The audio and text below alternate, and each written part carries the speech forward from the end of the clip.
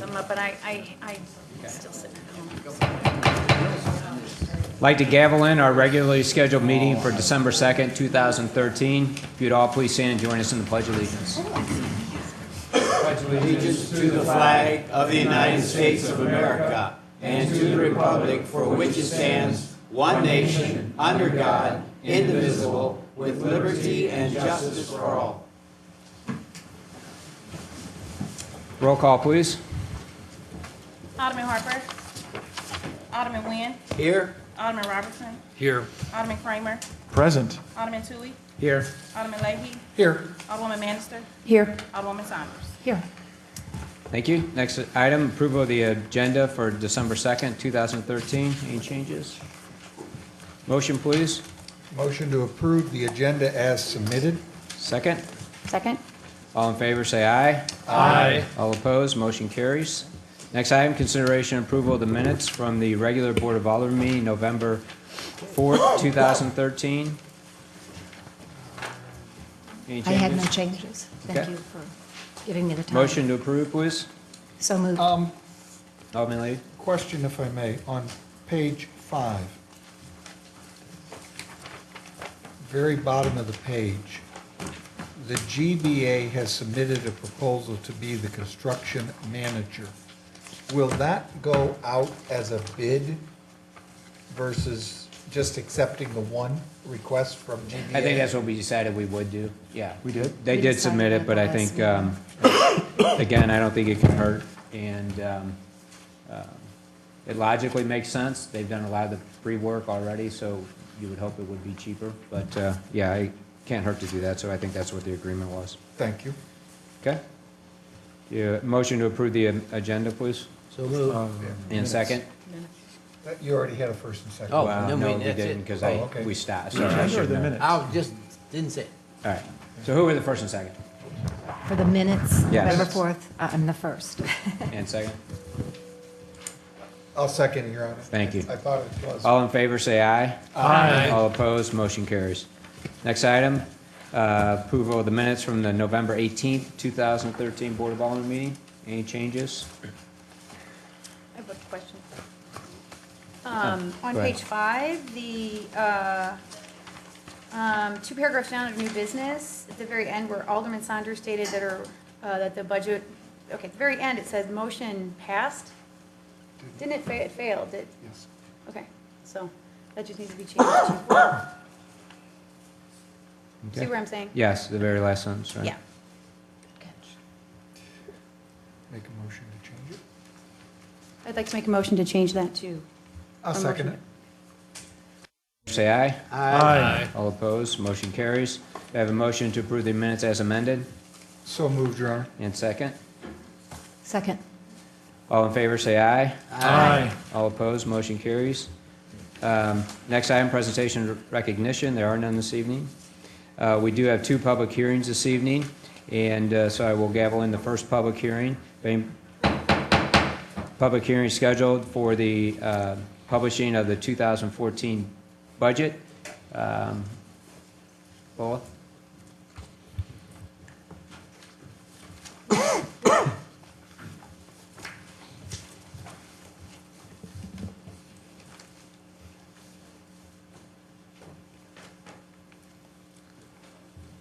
I have assistance this evening. That's all right.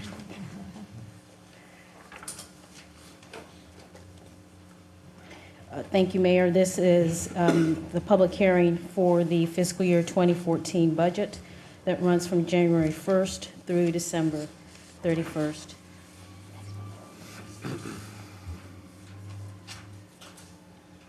Pursuant to the Missouri statutes, the annual budget must set forth a complete financial plan for the ensuing fiscal year. The annual budget shall be adopted by the Board of Aldermen not later than the first meeting of the board in December.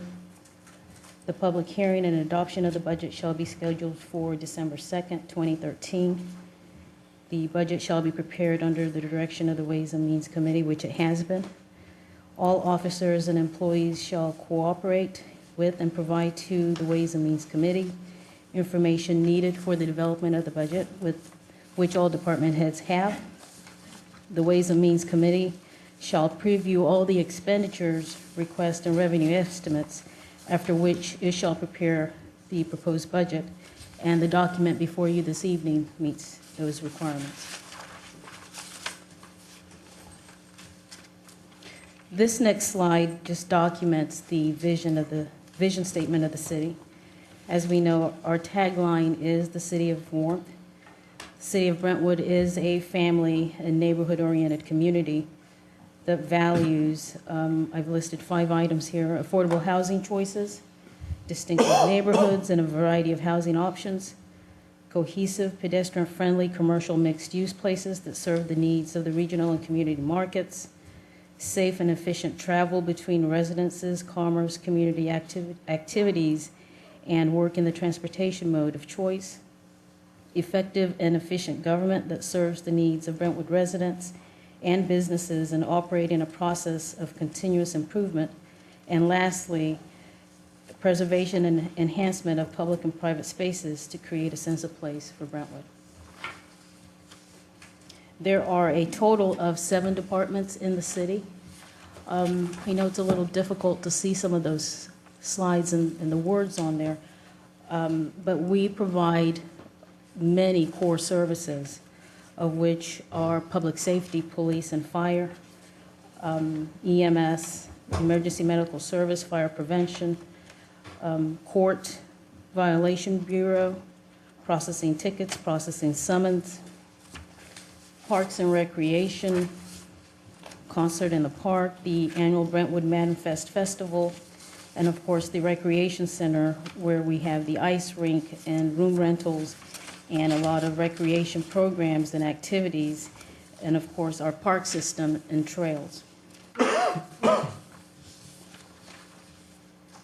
This past summer, the city hired a consultant, a professor from St. Louis University, to conduct a community survey. The focus primarily was on the community recreation center, and as a result of the survey, we found out how our residents view the services that are provided by the city. The ranking order of the 10 city services / facilities by Brentwood residents, our residents value trash pickup services the most, then fire department at 62.8, police services at 60.1%, and our city parks at 38.6. And then we have the remaining ranking of biking, walking, jogging trails, tree trimming. And one of the services that we take as needing improvement based on the community survey is that there needs to be greater focus on streets. Granted, there are improvements that need to be made on streets in the residential area, which are addressed in the Capital Improvement Fund, but also we take this as an indication that St. Louis County needs to do their part in maintaining Brentwood Boulevard as well. And there is indication that they have received grant funding and will start to address 2015.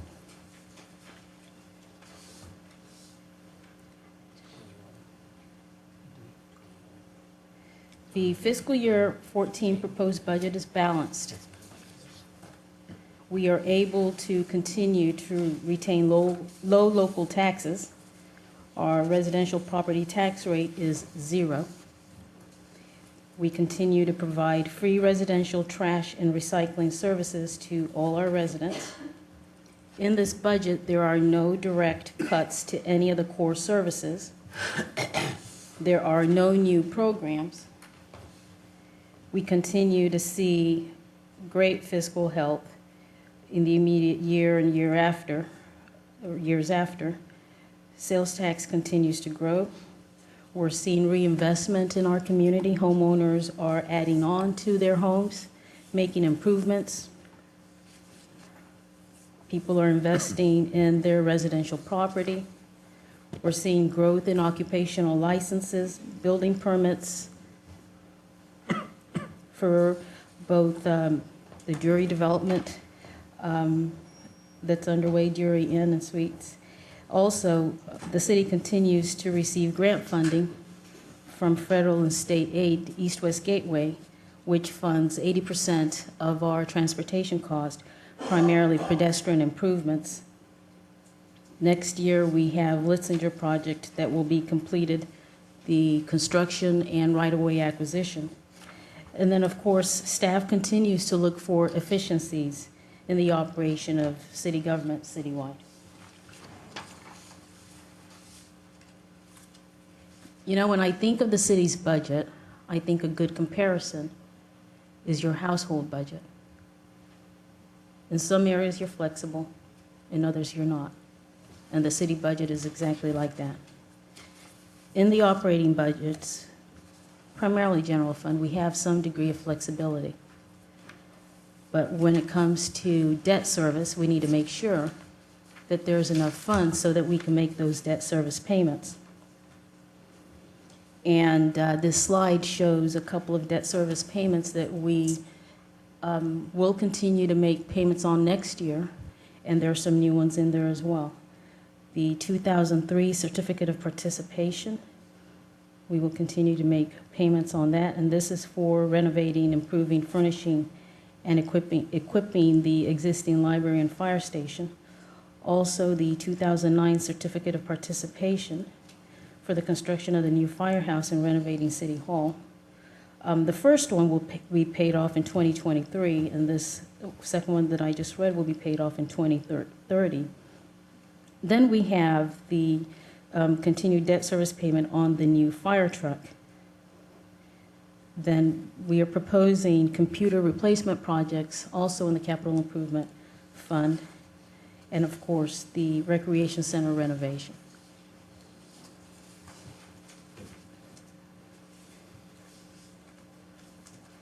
The next slide shows the revenue outlook for the city. The proposed budget is comprised of 4 separate and distinct funds, of which are the general fund, the capital improvement fund, the stormwater and parks improvement fund, and the sewer lateral improvement fund. The largest of the 4 funds is the general fund, and this fund supports a majority of the basic services of the city. Police and fire alone represent 29.60% of the general fund budget.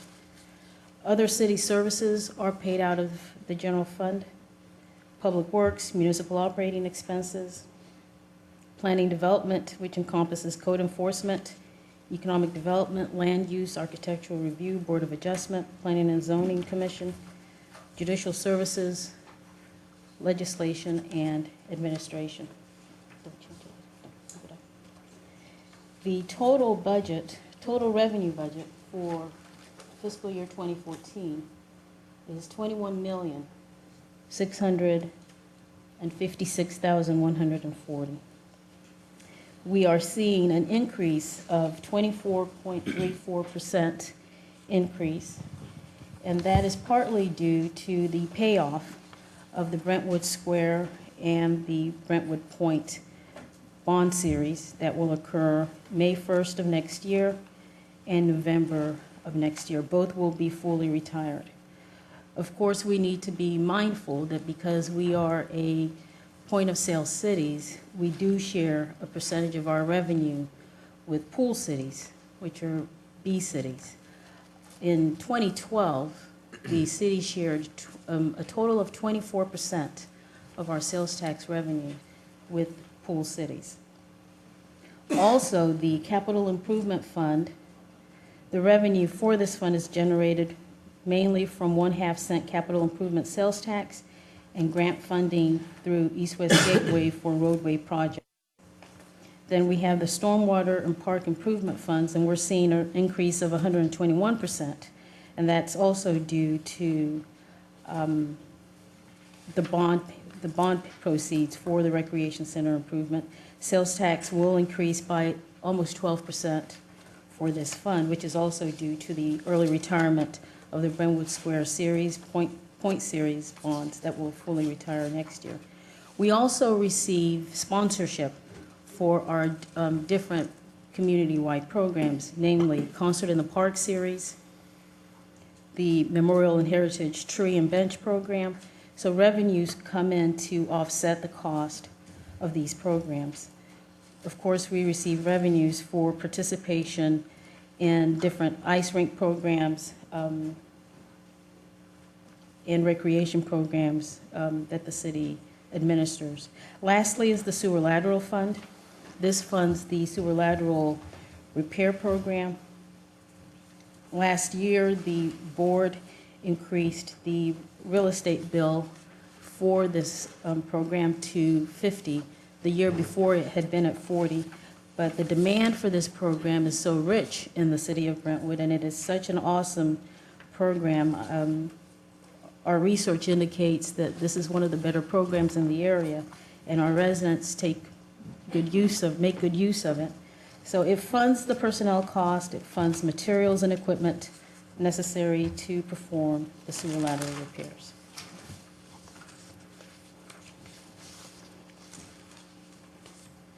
Our assessed valuation has stayed relatively flat since 2010. The ad valorem tax only makes up of 1.26% of the entire city's general fund revenue. That's $263,244. So a majority of our revenues comes from sales tax and other sources.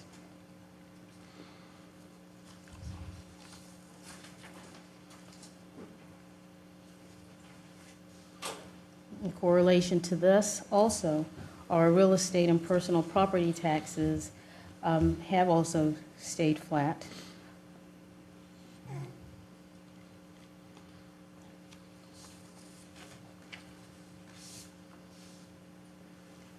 The municipal budget is dependent on sales tax. 48% of our revenues comes from sales tax. We are proposing that sales tax will continue to grow by 13.77%. 3% of that is just general growth that we see every year. 10% is the result of paying early Brentwood Square, Brentwood Point TIF, and that's the 10.77%. Occupational licenses are also going up 5.99% from fiscal year 12. We've realigned other revenue sources, building permits, fire, since the primary construction project that's been going on in town will be completed next year. We have seen a decrease in recreation revenues derived from our recreation programs, and primarily we believe that our recreation programs have run their course, and there's need for us to rebuild, update, revitalize, and generate new interest in the recreation program so that we can continue to see the revenue stream that we saw in prior years from recreation programs. Also, we saw a boost this year because one of our competitors in Illinois, the ice rink, was closed for some time, so people who use the ice rink in Illinois were coming to use ours. At this point, we don't know what the future of that ice rink is, but we continue to market ours so that the users can come here and use our ice, skate on our ice, and generate revenue for the city. You know, recycling is a great program, and our statistic indicates that our residents recycle, which is a great thing. However, nationwide, the market for recycling products have tanked because of the volume that is out there. So those who sell recyclable materials that we collect aren't getting as much revenue as they used to, and that impacts us as well. So we're seeing the recycling revenue drop, and we've adjusted our numbers accordingly. Revenues from fines are budgeted at the fiscal 12 level. And it seems like a broken record for me to continue to talk about the benefits of paying early Brentwood Square and Point, so I'll just stop. Next slide. We have 4 primary sales tax that is generated for the different funds. the local sales tax that goes to the general fund, 1%. 24% of that we share with pool cities. We keep 76. That number changes every year, so we factor that into our revenue projections for next year and kept those numbers very conservative. Then we have the local option sales tax, where we keep, it's the quarter cent, we keep 87.5% of that. Then the capital improvement sales tax, the city retains 85%. The parks and stormwater, the city keeps 100% of that and doesn't share any of it. Same applies to the fire sales tax. So total sales tax rate for the city is 2.5.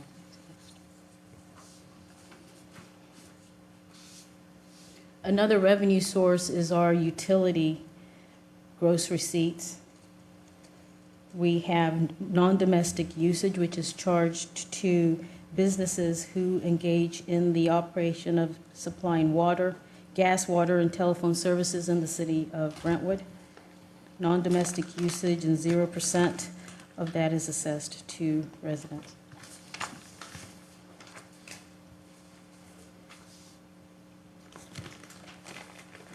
The total revenue summary by fund: for the general fund, it's $11,637,043. The capital improvement fund is $3,668,240. The stormwater and parks fund is $6,157,007. And the sewer lateral is $193,850 for a total of $21,137,927.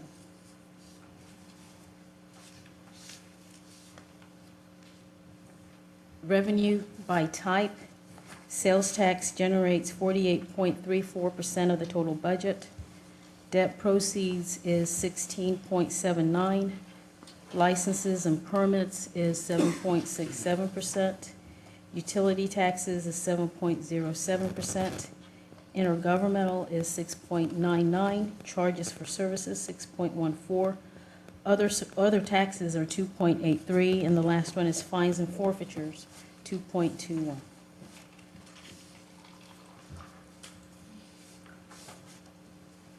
In the proposed budget, we have budgeted 2% merit increase, which is based on performance. The total amount is $132,000. Also, we are seeing increases in employee benefits of 7%, medical, dental, and vision insurance premiums. Also, the city is incurring expenses relating to the new Affordable Health Care Act, a 2% increase, and/or $18,207.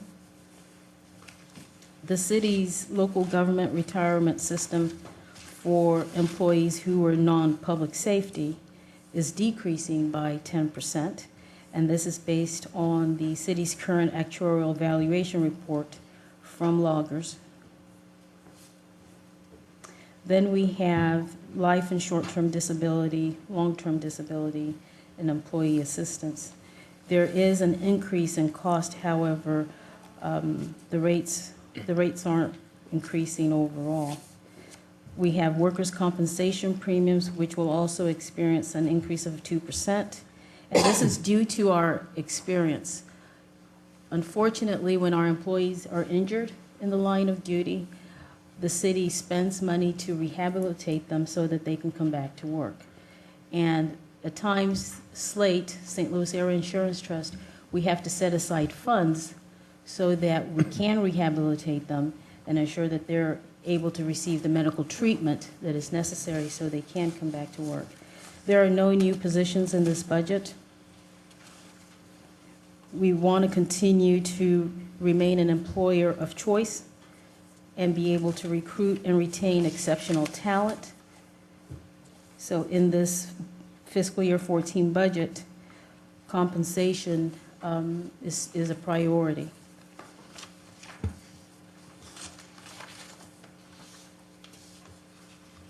Total expenditures in fiscal year 14. General fund is $11,472,751. Parks and Stormwater Improvement Fund is $5,806,531. The Sewer Lateral Improvement Fund expenditures is $190,405. And then the Capital Improvement Fund is $3,668,240. Slide shows a breakdown of expenditures by departments. The top 4 departments are Parks and Stormwater at 27%, Police at 17.45%, Capital Improvement Fund at 17.35%, and Fire at 12.15%.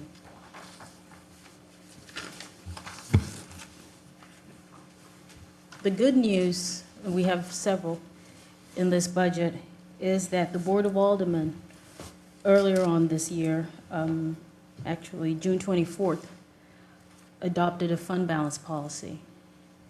And the next several slides show the city's ability to meet and continue to work toward meeting those policy limits. In the general fund operating reserve, the city set a 15% of operating expenditures to be kept in the fund balance, and as of next year, fiscal year 14, the city will have reached 17.37%. In fiscal year 15, the city's fund balance in the general fund will have reached 26.78%, and in fiscal year 16, it will be 34.63% if we continue in the manner that we have been working toward. In the stormwater park improvement funds, the operating reserve also was set at 15% of operating expenditures. In fiscal year 14, the city will have reached 15%, and that will remain consistent through 15 and 16.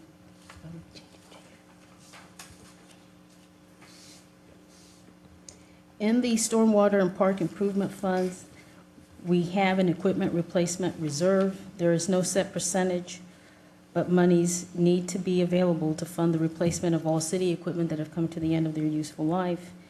And in fiscal year 14, 15, and 16, the city proposes to set aside $91,000, $137,000, and $158,000. And the capital reserve, like the Stormwater and Park Improvement Fund, the fund balance policy requires that we have funds equal to 5% of the value of the related capital assets, excluding machinery and equipment. And in fiscal year 14, 15, 16, the city will have 98.5%, 112%, and 118%.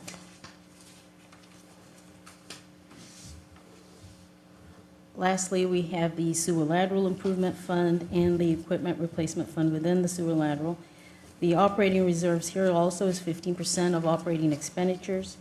And in 14, 15, and 16, we will have attained 15% fund balance. And then for the Equipment Replacement Reserve for 14, 15, and 16, we propose to have set aside $9,000, $13,000, and $17,000.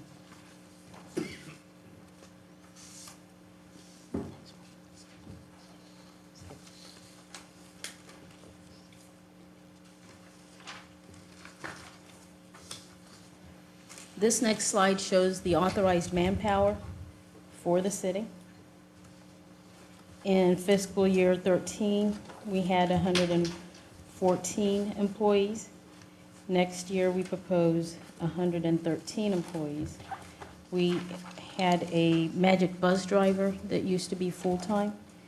That position is now part-time, and with the savings, we have been able to hire multiple part-time positions to ensure that we have adequate people to provide services for our eligible residents who can participate in the Magic Bus program. Also, we have a position that was being funded out of Parks and Recreation and Fire, General Fund. That position will now be fully funded out of General Fund and Fire. There are individuals in the Parks and Recreation that will take on the responsibility related to that project, which is supervising the Magic Bus drivers. In fiscal year 13, we accidentally counted the judge as an employee, and we shouldn't have, so we took that off and made that correction.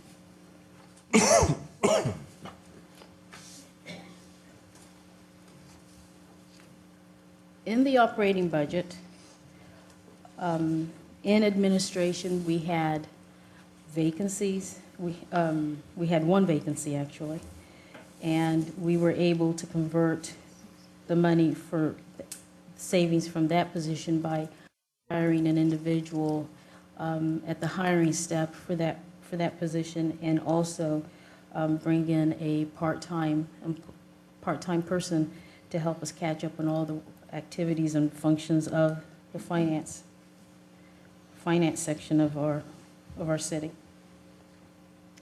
We continue to provide the newsletter. There are 6 publications. They're published every 2 months. And then we have funding for Channel 60. And I'm sure you've heard Kevin McCarthy talk about how our viewership has gone up significantly from residents watching the Board of Aldermen meeting and the Planning and Zoning Commission meeting.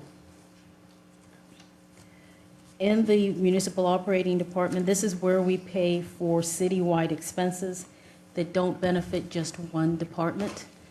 All the city's employee medical benefits, premiums, and health insurance, utility bills, workers' compensation, the cost of the annual audit, legal services that encompasses the city attorney, the city prosecutor, and the labor attorney are paid out of the municipal operating expense, as are the citywide anti-harassment and supervisory training and supplies needed for special events such as employee wellness and activities. We're also going to be installing in each one of our city buildings first aid kits so that our employees can have an avenue to attend to medical needs, minor medical needs as they arise. I talked about the public relations coordinator. That's the position that was previously shared with Parks and Recreation that will now, the title of the position will change to, I believe, administrative aid. And 100% of that cost will be paid out of the general fund. There are some services that we have provided in the past that we will be doing away with. Department heads have been asked to take another look at their budget to see whether there are areas that we can trim the budget by providing more efficient and conscious operation of and being good fiduciary, actually, of the city's dollars. So the linen service will be discontinued. The fire department is undergoing a promotional process, and so we expect a number of positions to be filled early next year. The reason for the delay in conducting the promotional process is that we needed time to develop a valid and legally defensible promotional process, which our labor attorney, McMahon Berger, has assisted the city in developing. The city continues to participate with nearby municipalities on the Shared Training Officer Program. We participate with the cities of Glendale, Maplewood, and Rock Hill. Also in 14, the five departments, now City of Clayton has been added to the list, will hire a consultant to explore the benefit of a collaborative study of the command staff and look for other areas for improvement for all our fire departments.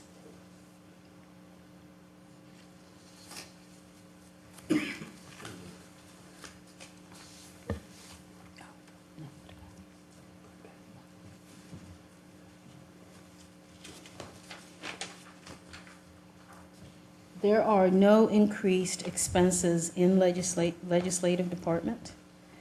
In the planning development budget, we have 2 key projects that we initially thought we had heard a desire from the board to fund those projects next year.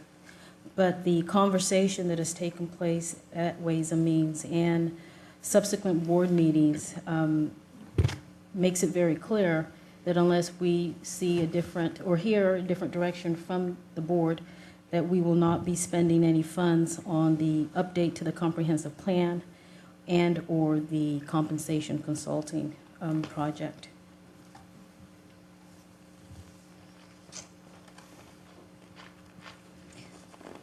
Lastly, in Parks and Recreation, we have funds budgeted for the renovation of the community center and $75,000 that has been allocated for continued stormwater study and implementation.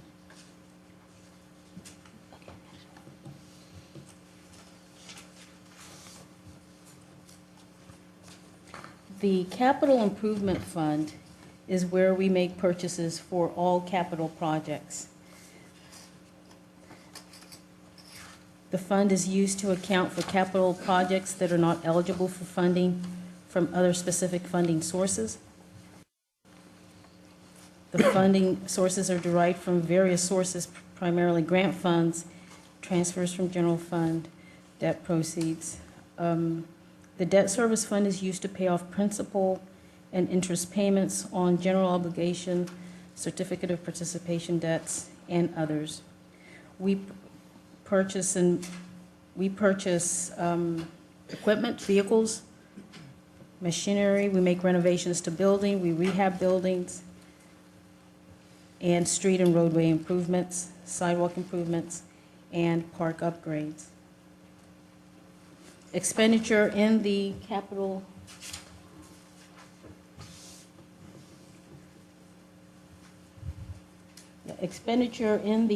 Improvement Fund benefits the entire city. We continue to make repairs to city buildings. We purchase equipment that have reached the end of their useful life.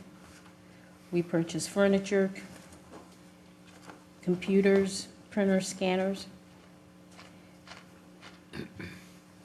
In this budget, we have spread out over 4 or 5 years a buyout lease that will allow us to replace a lot of our information technology needs that have not been a priority in prior years. The reason why we propose it is so that we aren't incurring a huge hit at one time, so we're spreading that cost over time so that we can continue to use those funds for other items. In fiscal year 14, the Litzinger Road project is scheduled for construction and right-of-way acquisition. The total cost of this project is $1.5 million, of which 80% is federally funded, and the city has a 20% local match, from which that amount, the city of Rock Hill, who have partnered with us on this project, will be paying 25% of our 20% local match. And then we have the continued debt service payments.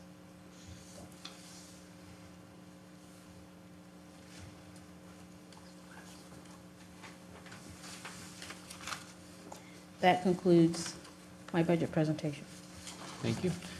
I'll open up to the public. If anybody would like to address the board with respect to the 2014 budget, please come forward and give us your name and address. Hearing none, we will close the public hearing. We have one more public hearing scheduled for this evening. We have a conditional use, or actually, Bola, thank you very much for your presentation. And actually, Gina and the staff for putting the budget together this year as well. We have another public hearing scheduled. I'd like to gavel in a public hearing for a conditional use permit for the operation of a restaurant at 8700 Eagle Road. This is the Bone and Fish Restaurant that will be located on the Drury Inn site. Justin. Thank you. The applicant for this public hearing is Blooming Brands, Inc. They are proposing to construct a new restaurant on the site. The new restaurant would be Bonefish Grill. So Blooming Brands is the parent company of Bonefish Grill. This is part, as shown on the screen, this is where the Drury Hotel is currently under development.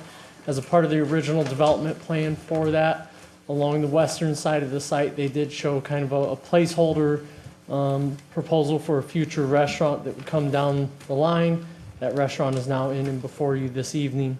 The site is zoned PD, and under the PD development or district regulations, restaurants are a conditional use. Therefore, they're before you this evening for a conditional use permit and the site plan review. The subject site itself is approximately 3.8 acres, and that does house the hotel as well as the restaurant on it.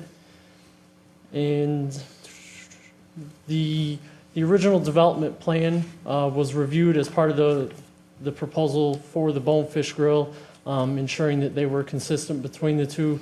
There are only minor modifications to basically allow the proposed footprint of the building to slide into the development. However, all of the other site improvements, the access to the site, the parking fields, all of that is remaining as previously approved by the board. The Planning and Zoning Commission did review the request. The packet that you have before you this evening did receive a recommendation of approval from the Planning and Zoning Commission. And with the applicant here this evening, and I just have a couple.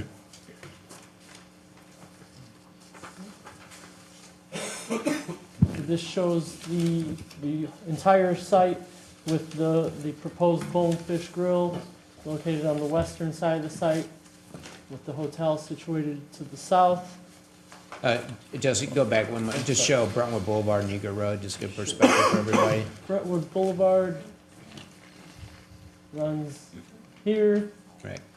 and Eager is along the top. Thanks.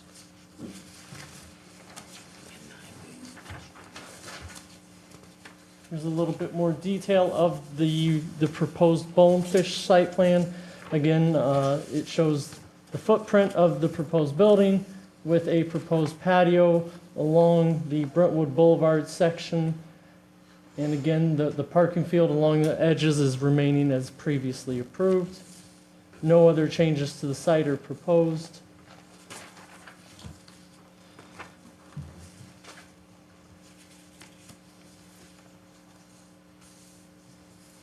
The first two elevations.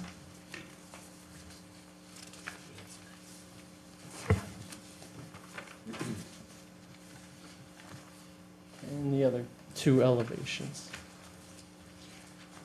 We do have the applicant here again, and I'd be happy to answer any questions. Well, right now we'll open up to the public. If anybody has any issues they'd like to address with respect to conditional use permit for a Bonefish restaurant, please come forward and give us your name and address. Hearing none, we'll close the public hearing. And we will move on to next item, bids. We have 3 bids this evening. Bola? Yes, Mayor. The first bid selection is for a brush chipper. The city issued a request for proposal in October for a brush chipper. This proposal was to provide a cost to replace the existing chipper with a new one. The city received a total of 4 proposals from Vermeer Midwest in the amount of $37,300.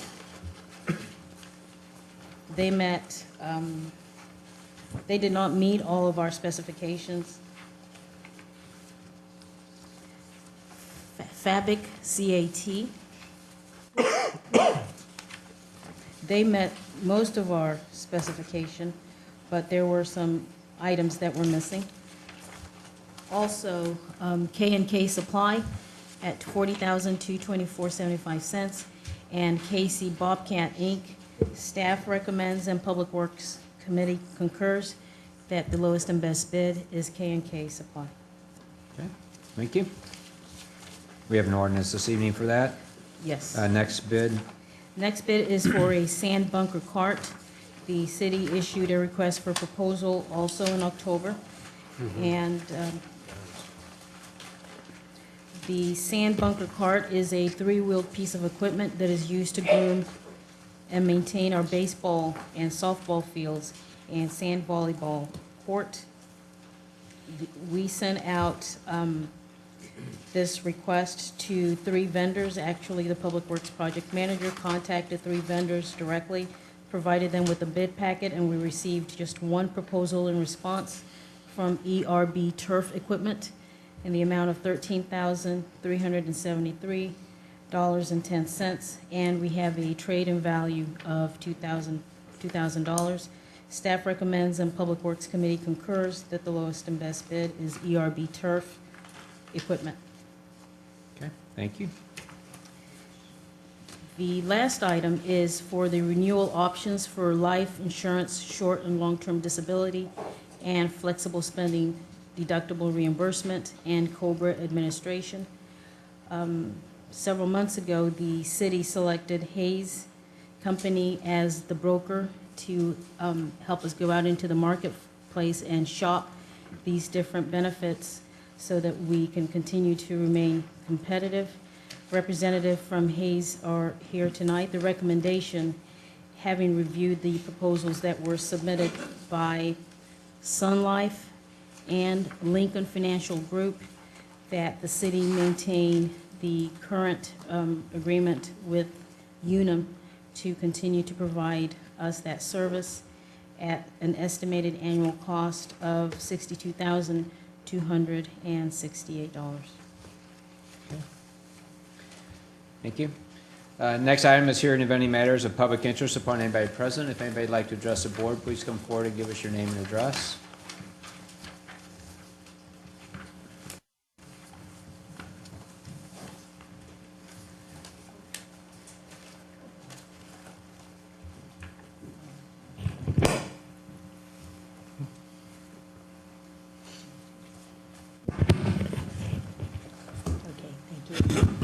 Hi, Denise Ebbing, 2612 Porter, and I've come here again today to ask a couple of things. First of all, I'd like to bring to the board's attention that the PDI noise is starting to roar again. It started again last week and it started again today. We were told that PDI was going to be doing some remodeling and should be doing something by putting some kind of equipment on the front of the building. It was going to be done about the summer solstice. I even received a copy of the permit that they submitted. I think, Bola, you were kind enough to share that with me. And we were told again it was going to be done by August. And that renovation that they were doing was going to help eliminate some of the noise or somewhat reduce the noise. It somehow was venting the furnace, the ovens that produced the majority of that sound. It was going to be venting it internally. It was something that they were choosing to do. It wasn't something the city asked them to do, but they had chosen to do this. And the expectation was that it was going to reduce the sound, and I'm here to tell you it's not. So I'd like to find out if, in fact, they did follow through with what they had filed the permit for. And if so, why hasn't it reduced? Why hasn't it had the effect that they had thought it would? And then secondly, I would submit that I believe there still is an ordinance that this is a nuisance. And I base that on the fact that with the watering bowl, we've been told for over a year that there wasn't an ordinance dealing with the noise from the barking dogs. And in fact, there was an ordinance, and that was used to share with the owner, as part of the conditional permit. They weren't supposed to have dogs barking, and one of the ordinances was used as documentation. I saw that after I filed the sunshine rule, our request. There is an ordinance that says that that's a nuisance, and I believe that same ordinance should apply to the noise with PDI. 4 other households have submitted complaints over the years about the noise with PDI, Particle Dynamics Incorporated. 4 other households have submitted requests and complaints. And so I'm asking that be revisited again by planning and zoning, because I think that same ordinance that would apply to the dogs, the barking dogs being a nuisance from the watering bowl, would also apply to this. I do want to, on a positive note, say that it seems like the watering bowl, the noise seems to be a little bit less than what it has been. I'd like to know why, if in fact the city's request that they restrict the number of dogs or you know, what the owners agreed to. I have never gotten a follow-up call about that as to what the owners agreed to do. But I am happy to say that at least at this point, the last couple of days, it's not been to the level, so that's good news. But if in the future there is continued noise, what is our recourse? You know, I don't want to be coming up here every 2 weeks to these aldermanic meetings and complaining about it. You know, if we complain to the city, I know the city, you know, employees get tired of hearing us complain. If we complain to the police, they feel like we're being a pest, and I understand they have more important things to do. If I complain to my alderman, Keith, my husband complained to you and you challenged him to a fight. You know, you wanted him to come to your house and settle like men. That's Neanderthal. That's not the answer. Pat, if we call and complain to you, you know, my husband complained to you at the bank and you file a harassment charge against him. And, you know, I understand you don't want to address it during banking hours, but our city money's there. So I guess it's hard to decide what's the line there. If our city money's there, why can't you do city business? If we call and leave messages at the office here, we really don't get return phone calls. So what is our recourse? You know, we'd love to meet and talk to you in person about it. We can't come to those coffees. You know, I work. But we'd like to know what our recourse is. We'd like to continue to try to get this noise level at PDI and also to continue to try and ensure that the barking dogs, the watering bowl, if in fact it's been addressed, how it's been addressed, and what our recourse is going forward. Thank you.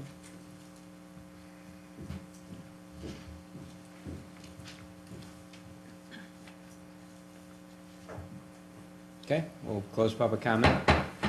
I don't normally like to do these things in public, but I do need to address the issues that were just made with respect to filing a harassment charge against Mr. Sebbing. That is correct. I did do that. I had asked him not to call me at work in my place of business. He continued to do that. When he wouldn't get me, he would scream and yell at the employees of the bank. He would use foul language. He would ask why I was working there. I'm never there, making comments about my ability to do my work to the employees. And I did a number of times told him not to call me in my place of business. He's never, to my knowledge, at least in the last 2 years, never left a message on my recording here, which is on 24 hours a day. So at that point, after he had been asked not to do that any longer, I didn't feel like I had any choice in order to get him to stop doing that. The other thing is we've had issues with Mr. Sebbing before. He has gotten to the point where employees felt threatened up here at City Hall, and he was arrested and did go to court. Was supposed to go to anger management and other things to abide by the courts. And you know, again, whether that was carried out, I'm not aware of. But I think, you know, the city tries to do these things and address them in the appropriate way when they're brought to our attention. But sometimes we, as elected officials, don't have any other choice but to take the actions that we do. So because that was brought out publicly at a meeting, then I'm giving my opinion or my thought process of why I felt I needed to do that, not only to protect myself, but my integrity at my work as well. So I don't think anybody should be harassed at their place of business. So with that, I would like to ask for the first and second readings of the bills, introduction, reading, and passage of bills. And are we leaving 5796 on hold? Yes. Okay. If I can have a motion for the first and second reading of bills number 5813, 5814, 5815, 5816, and 17. Your Honor, if I may. Alderman Lee.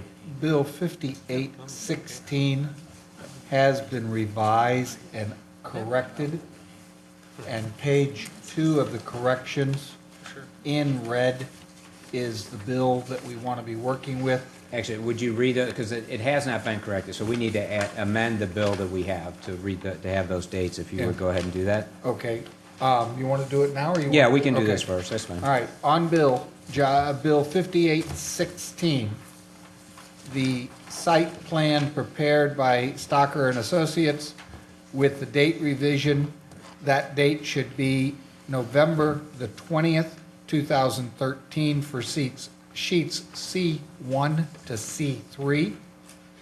The landscaping plan prepared by Loomis and Associates was corrected to November the 5th, 2013 for sheet L1. The restaurant elevations and floor plans titled the Greenfielders PDR Prototype Expanded with Patio, pages 1 through 3, is dated November 19th of 2013.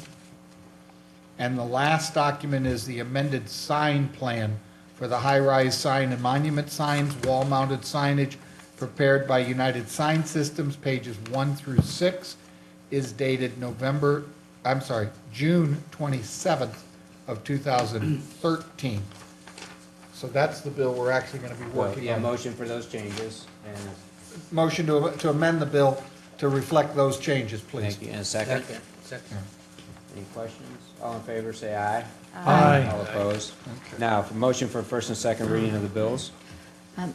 Alderwoman Saunders. I propose that we have staggered readings for Bill number 5817, the adoption of the police and firefighters pension plan. I don't know there, okay. Is there a It's reason a why? complicated issue. It's a pretty complicated issue, and, Well, I don't think it is myself. I mean, it's been reviewed Okay. by the pension board, so. okay. It's just something that I felt, so I guess I make a motion that we have staggered readings on Bill 5817. What does that mean? What does that mean? I guess we would have one meeting, or a reading next today, reading and would then at be the at next meeting, have a second reading. December Oh, 16th. okay. I will not be in attendance on the 16th of December, so I'd prefer if we could deal with the bill completely this evening would be my preference. Well, wait, do we have a second on the motion? We Okay, have until January 31st, 2014. okay, there's no second. Could we have a motion for first and second reading of the bills, please? So moved, Your Honor. And second? All in favor, say aye. Aye. All opposed? Opposed. Thank you. If I could actually move bill number 80, go out of order a little bit because we do have people here waiting this evening. First reading of bill number 80, or 5816. First reading, bill number 5816 by title only, an ordinance granting approval of the site development plan and conditional use permit to Bloomin' Brands for a restaurant at property numbered 8700 Eagle Road, which permits under the provisions of Chapter 25 of the Brentwood Code of Ordinances the development of that site, providing the conditions of such development, and providing the effective date of this ordinance. Okay. Synopsis, please. Yes, Your Honor, one of the more exciting synopses that we get a chance to read. For Bill number 5816, this is a petition for the site plan and conditional use permit approval for a sit-down restaurant named Bonefish Grill to be located at 8700 Eager Road at the southeast corner of Brentwood and Eager. Case is 013019. Our Planning and Zoning Commission has reviewed and recommended approval of the project as presented this evening. Okay, thank you. Any questions? Second reading, please. Second reading, bill number 5816 by title only, an ordinance granting approval of a site development plan and conditional use permit to Bloomin' Brands for a restaurant at property numbered 8700 Eager Road, which permits under the provisions of Chapter 25 of the Brentwood Code of Ordinances the development of that site, providing the conditions of such development, and providing for the effective date of this ordinance. Thank you. Do we have a motion, please? Alderman Kramer? Oh, No, go ahead, that's fine. can we, would you entertain questions before the motion or after the Yeah, motion? that's fine. Is the applicant here? Yes. Possibly? If I could ask a couple of questions, it would be great. Two Bs. They won't be difficult. Actually, if you could come here and introduce yourselves, please. Good evening, Elizabeth Abernathy. I'm a site development manager with Bloomin' Brands. Hi, how are you? And I'm Chris Mueller with Stock and Associates for the civil and the project. Chris. Thank you for being here. It's been a while since we've had a chance to interact, and we're of course, remain excited about not only the hotel, but the restaurant. Could we get an update, please, again, on the proposed approximate finish date for the hotel, for the restaurant? And the third question is, there's the topic of burying utility lines. Is there an update on that? That wouldn't be their job, but. I understand, they may know. Can you give us an update on the restaurant portion? How about that? We'll ask Larry to come up. The restaurant's fine, yeah. We're anticipating somewhere between mid-August to mid-September, depending on how we go through the permitting process and weather dependent. So weather goes well and we get through quickly, then it'll be mid-August. Great, thank you. And Larry Hassefeld is here from Drury as well as, if you'd like to. I am Mark Cole with Drury Development, and as it relates to the questions on the hotel opening, be this summer as well. And on the electric, Ameren, we've talked with them at length on the topic. They are actually waiting for some of this information relative to Bonefish to firm up so that they can determine where transformers and switch gears could be set in and around the water utilities that are serving the restaurant building. So we look forward to finishing that up with them as soon as we can. Is it more likely than not the hotel will open before the restaurant? Yes, I would say it would be a few weeks to, Liz, what's your date at this point? Our goal is to open with them, but we're a little behind and hoping to make up that time. But we could be a week or two, maybe even as much as a month behind. But we're going to do our best to try to open concurrently. Great. We're so excited you're coming. Thank you. Thanks. Any other questions? Alderman Nguyen? Well, I haven't eaten in Huntsville in one of your restaurants. They all as good as that one? We try to make sure everyone is as good as every other one. That's a big part of our company is Good. Consistency and quality. So It was good. yeah, we're excited about it. And we will be opening for lunch too, Right. and brunch. Which is great, yeah. Good. Thank you. Do we have a motion to adopt Bill number 5816, please? Alderman Lay. Motion to perfect Bill 5816 as revised into ordinance form. Thank you. And a second? Second. Okay. Any questions? Roll call, please. Alderman Nguyen. Yes. Alderman Robertson. Yes. Alderman Kramer. Absolutely. Alderman Toomey. Yes. Alderman Leahy. Yes. Alderman Bannister. Yes. Alderman Saunders. Yes. Bill number 5816 is now ordinance number 4478. Great, thank you. And with the board's approval, I am going to move up Bill number 5817 as well with respect to the Police and Firemen's Pension Fund because we do have the attorney here this evening, so he's on the clock. So we will take that up. So if I can first reading of Bill number 5817, please. First reading of Bill number 5817 by title only, an ordinance providing for the adoption of the Fifth Amended and Restated Police and Firefighters Plan, providing for the repeal of all conflicting ordinances, and providing for the effective date of this ordinance. Okay.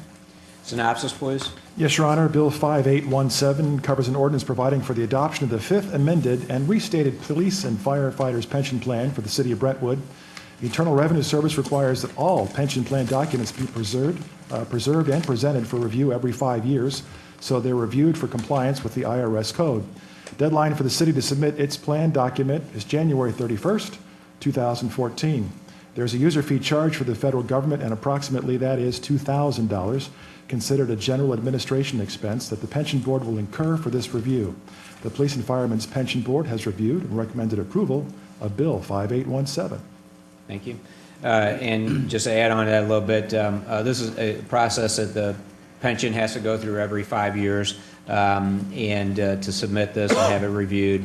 The changes that are being made, and Larry Sewell, the pension attorney is here. Larry, if you could come forward, are 99% recommendations of our attorney, more so for clarification or housekeeping items within the pension plan.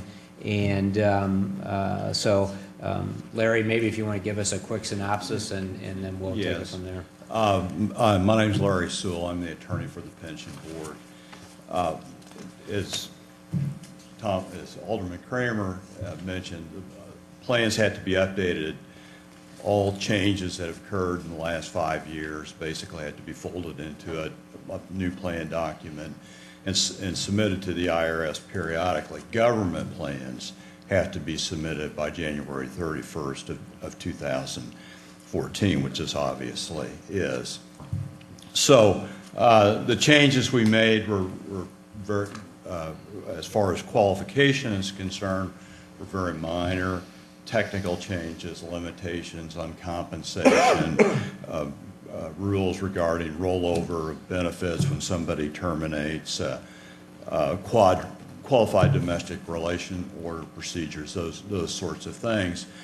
But as long as we were at it, we went through the plan carefully, because this plan will not be reviewed again for another 5 years, just to clean it up and clear up certain inconsistencies, clarify certain items.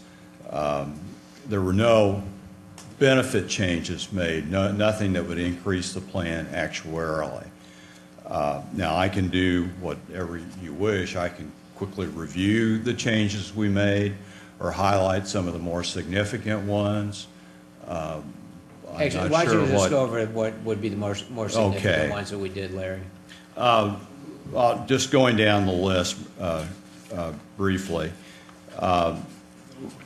There is, of course, a board of trustees that administers the plan, consisting of representatives from the police and fire departments, the chiefs of the 2 departments, the mayor, and also the director of public safety, who I believe is an aldermanic member. Chairman, yes, right.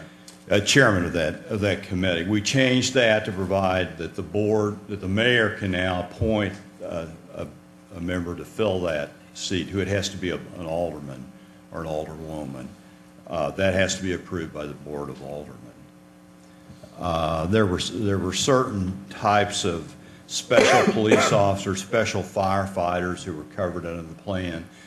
That I think that's an anachronism. That's something that happened a long, long time ago. They don't really exist anymore. We took that out. The actual tax rates, the dedicated tax rates, were referenced in the old plan. They were wrong. So we took those out and just generically provided that the dedicated tax revenues will fund the plan at the rates set by the Board They of were Aldermen. wrong, if I may interrupt you, Larry. They were wrong because they cited previous rates, I don't know where they didn't keep came cleaned from. up? I have no idea. They didn't have any resemblance to what the rates are currently now. being taxed. Right. And we talked about putting in the current rates, but those are subject to change. Change every So year. we just generally referenced whatever the dedicated taxes are, as set by the Board of Aldermen in accordance with Missouri law. In some instances under this plan, it's possible that someone could be entitled to both a disability benefit and a normal retirement benefit. And I think that's happened.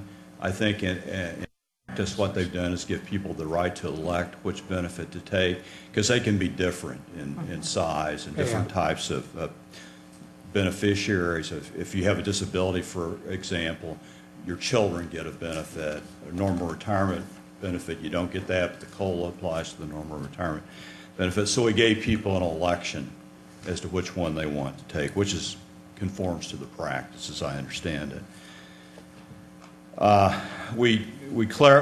There's a COLA. We clarified that to provide that it only applies to someone whose benefit commences on or after they attain age 55, which is the normal retirement age for the plan. And also that there's a limit. There's a maximum 20% increase limit on that benefit, and the plan now provides that limit applies to the aggregate benefit of both the employee and his or her spouse.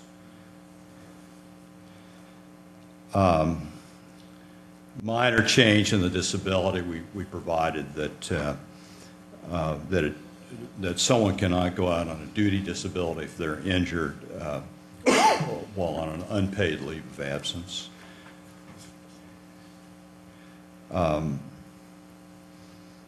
With a technical change in the definition of compensation, it really needs to be grossed up for certain amounts that are not taxable, like salary deferrals under this plan.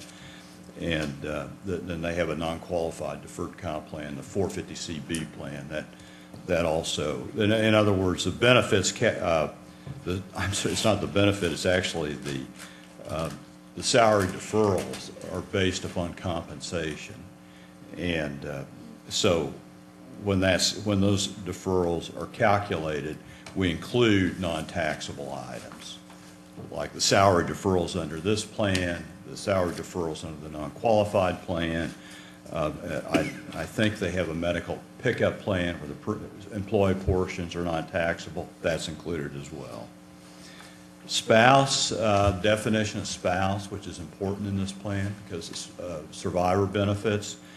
You may have read about it. There's been some publicity. We're using the same-sex definition, which the IRS has published.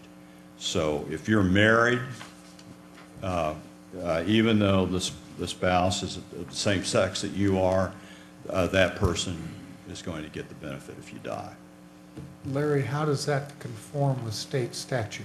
It doesn't. It doesn't. It doesn't. So do we get ourselves into a conflict again? Well, I think potentially, yes. I doubt it. I mean, I think, my guess is, and it's only a guess, that at some point this is going to be an issue for the Supreme Court, the Full Faith and Credit Act. But yeah, clearly it doesn't conform to state law. Just a clarification, the reason we did that is because somebody could be married in a state where it is legal, move here. Correct. And then we need to abide by that, right? Right, yeah, someone couldn't, if someone can't, well, you're probably aware of that Highway Patrol case. Illinois just recognized they couldn't because even though they were married, or Mississippi recognized it, that a same-sex marriage in one state isn't recognizable in their state. That's for divorce. Yeah, well, but the limitation that I've got here is you opened up. You're correct, yeah. Under Missouri law, marriage means between a man and a woman. And you've opened the city up to or in this case, the pension program, to continue to pay out a benefit that it may not have an obligation to do based to state statute. Yes, it does in the tax code. Correct. But that's the tax issue, not for the benefit of paying out the money that's in the program. Well, you've raised an issue. Well, Larry, it's a choice. We talked about that at the pension board level and really talked about it quite a bit. And the fear is you don't want to get into that lawsuit and be the one that they're using for that, and that's why we felt if we stayed in compliance with what the IRS definition was, it's better safe than sorry. And then I think before it ever becomes an issue here, it will be resolved by the Supreme Court. But because the plan isn't reviewed for every 5 years, we thought it was best to do it now and then have it in place. I think you're at risk either way. Because, because if someone did have a same-sex spouse and your plan said, no, you're not entitled to the benefit, then they would bring a lawsuit claiming that's unconstitutional. Your pension board is taking an action, and please correct me if I'm jumping the gun. The employee handbook does not recognize the definition you're using, and yet it's the employee handbook that sets up the employee for the city that commits to being in the program. So am I not putting myself in contradiction just with our own city's issue? I'm not sure what the handbook says, but be that as it may, certainly the plan document is going to control in this case, which would be this ordinance. This is for the police and fire, again, specifically related to the police and fire opposed to the regular handbook in those general terms of the rest of the city. Your Honor, okay. The city is offering a benefit to the police and fire that is not being offered to all of the rest of the employees of the city of Brentwood, which puts us at contradiction as to what we were trying to accomplish all year long, was to keep all parties that are employed by the city under the same programs. Under that scenario, we are offering the police and fire a completely different pension plan than we do our other residents, and it has completely different benefits than our employees. And it has completely different benefits than the Lawler's plan. So I don't think you can compare it that way. This is a distinct, separate plan for the police and firemen pension board that was established by the residents and has to follow these guidelines. And so it would be under these guidelines that it would be administered, not under the employee handbook. Understand? I can only summarize what I think the board intended, and that is that more likely than not, this is going to be the law of the land, and therefore we should incorporate it into the plan at this time. And we felt that we were at more risk by not changing it now, and the chances of somebody suing because we were giving the benefit is less than I can almost 99% sure tell you that if we didn't give the benefit, we would be sued. So, well, again, this is, go ahead with your summary. Yeah, I think, apologize. Go ahead. I think you're probably right. It's a lose-lose situation. Either way you go. Is that it on that, on the spousal thing? Unfortunately, Yes, yes, sir, okay. but I will tell you that it is a big stickler. Oh, I know, and it's very complicated. I mean, when is somebody married, legally? It's, I recently heard where some same-sex marriage were married by the Cherokee Indian tribe in Oklahoma. Is that marriage? I don't know. There are all sorts of issues like that. Sir, it's getting more complicated. Yeah. All across the board. Yes, I absolutely agree with you. It's a lawyer's dream, actually. How about nightmare? Cha-ching. Nightmare. But Larry doesn't do litigation, just so you know. All right. I don't know where the courthouse is located.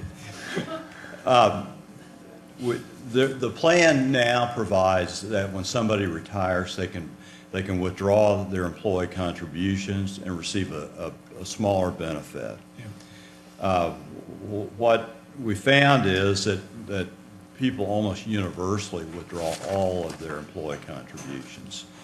So we modified the plan to provide that they can elect to withdraw a portion of it. Right now it's all or nothing, but instead somebody could withdraw half their employee contributions, for example, and receive a proportionate adjustment in their retirement benefit. While they're still employed, are you saying that, while they're still No, employed? it's a retirement. When they retire. When they retire or die, and their beneficiaries can make that election.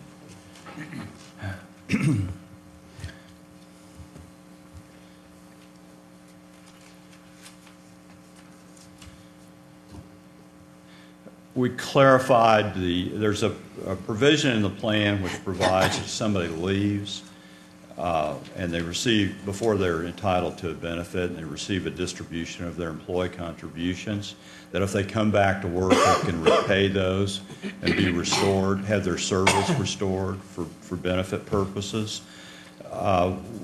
We left that in, but we basically limited the payback period to 5 years.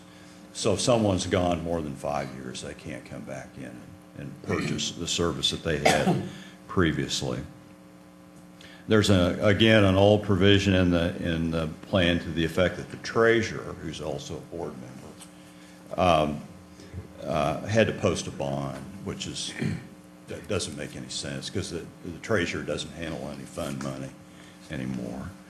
We clarified, the technical changes I mentioned, the qualified domestic relations order, the 415 limits, rollovers. We corrected a lot of typos in the plan, but it's been cleaned up, and I must say that this plan is qualified under the Internal Revenue Code. A lot of government plans, probably most of them, are not. I think it's a benefit. Clearly, it's a benefit for employees because it is qualified. Their contributions basically are made on a pre-tax basis. That's one reason the plan was secured qualification in the 1980s. So is that the other, like you're saying, other cities do not comply with that, but that doesn't mean that they've chosen not to be in compliance with the IRS? Is that what you're? I think that a lot of governments, including, I might add, the state retirement systems, just ignore the federal government as far as pension rules are concerned. They've gotten away with it for a long, long time. Periodically, the IRS will rattle sabers and claim that it's going to go after these plans because they don't have all the bells and whistles that a qualified plan. Some of these things I mentioned about limits on compensation. And they've done that a few years ago, but their resources are limited, so I don't think that they've continued to pursue it. But I think just having the comfort of knowing the plan's qualified is a big plus for the employees on their contributions, but also if someone people, a lot of, when people leave, they're able to take their employee contributions plus the earnings on those contributions. So having that qualification letter really enhances the ability to roll those benefits on a tax-free basis to an IRA or another qualified plan. Okay, thank you. Yes, sir. Alderman Lee? A few questions, Larry, if I may, because you're into an area I don't know a lot about. An employee retires from the program to work with, and something happens to that employee and they pass away. In their will and testaments, they establish to whom they wish the benefits to be paid over to. No. This is strictly to... It's strictly a, with one exception I'll mention, there's various benefits. There's the employee contributions, and they always are going to get the employee contributions no matter what. Okay. So if somebody dies without a spouse, then those employee contributions can go to whoever they designate. His estate. Yeah, and, well, no, to who they designate. So you eliminate the need to have an estate, open an estate and all that hassle. Now, if they don't have a designated beneficiary, then it could end up going to an estate, which would be kind of a headache. But as far as the normal benefit is concerned, it's an annuity. So, in other words, somebody gets so much a month. It's basically 70% of their final salary, paid for their life. If they're retired at age 55, they get that for their life. Then if they die, then the survivor benefit for their spouse is 2/3 of that for his or her life. Okay, now the exception is if somebody dies in the line of duty. Everything kicks up. Well, it's the same thing, except that in that instance, there is a benefit payable in addition to the spouse, but to the dependent children, for up to 3 dependent children, 10% of what the person was receiving, up to age 18. It cuts off at 18. All right. Your pension board is asking the Board of Aldermen to adopt these changes. Yeah, well, this isn't a change. Yeah, this is not a change. This has been in the plan for probably 50 years. All right. If this board takes your recommendation, it's a simple majority vote to pass. If the board rejects your recommendation, it's a simple majority to fail it? Yes, that's correct. And then it goes back to the pension board committee to work out whatever the differences are to try to find a way to make this all go work. Yeah, and we still have a January 31st deadline. Well, yes, we do. Okay, with one exception, and that is this gets really involved. But the IRS has cycles when these things have to be submitted, and we're submitting in cycle C or D. I'm not sure which it is. I think it's cycle C. It's complicated. This involves all types of employers, for-profit businesses, tax exempts, all kinds of employers that sponsor these plans. And it's only in this 5-year period. There's 5 different cycles. If we don't get it by January 31st, then it can be submitted in cycle E, which is January 31st, 2015, I think, or maybe it's 16, I'm not sure. That'd be kind of a hassle to do that, because in about 2 years you have to turn around and do it in 5 year again. Yeah. Okay. So the 5-year thing really spaces things out a little. It makes it more convenient, makes more sense. So we'd be going through this exercise, 2 years after you. If it is 2015, for example, let's see, 2004, it'd be 2000, let's see, no, it's got to be 2016. So we'd have to submit it again in 2019. Okay. We've got one question. Alderman Sanders. Can I ask on page 2, the 2.1, the accrued benefit?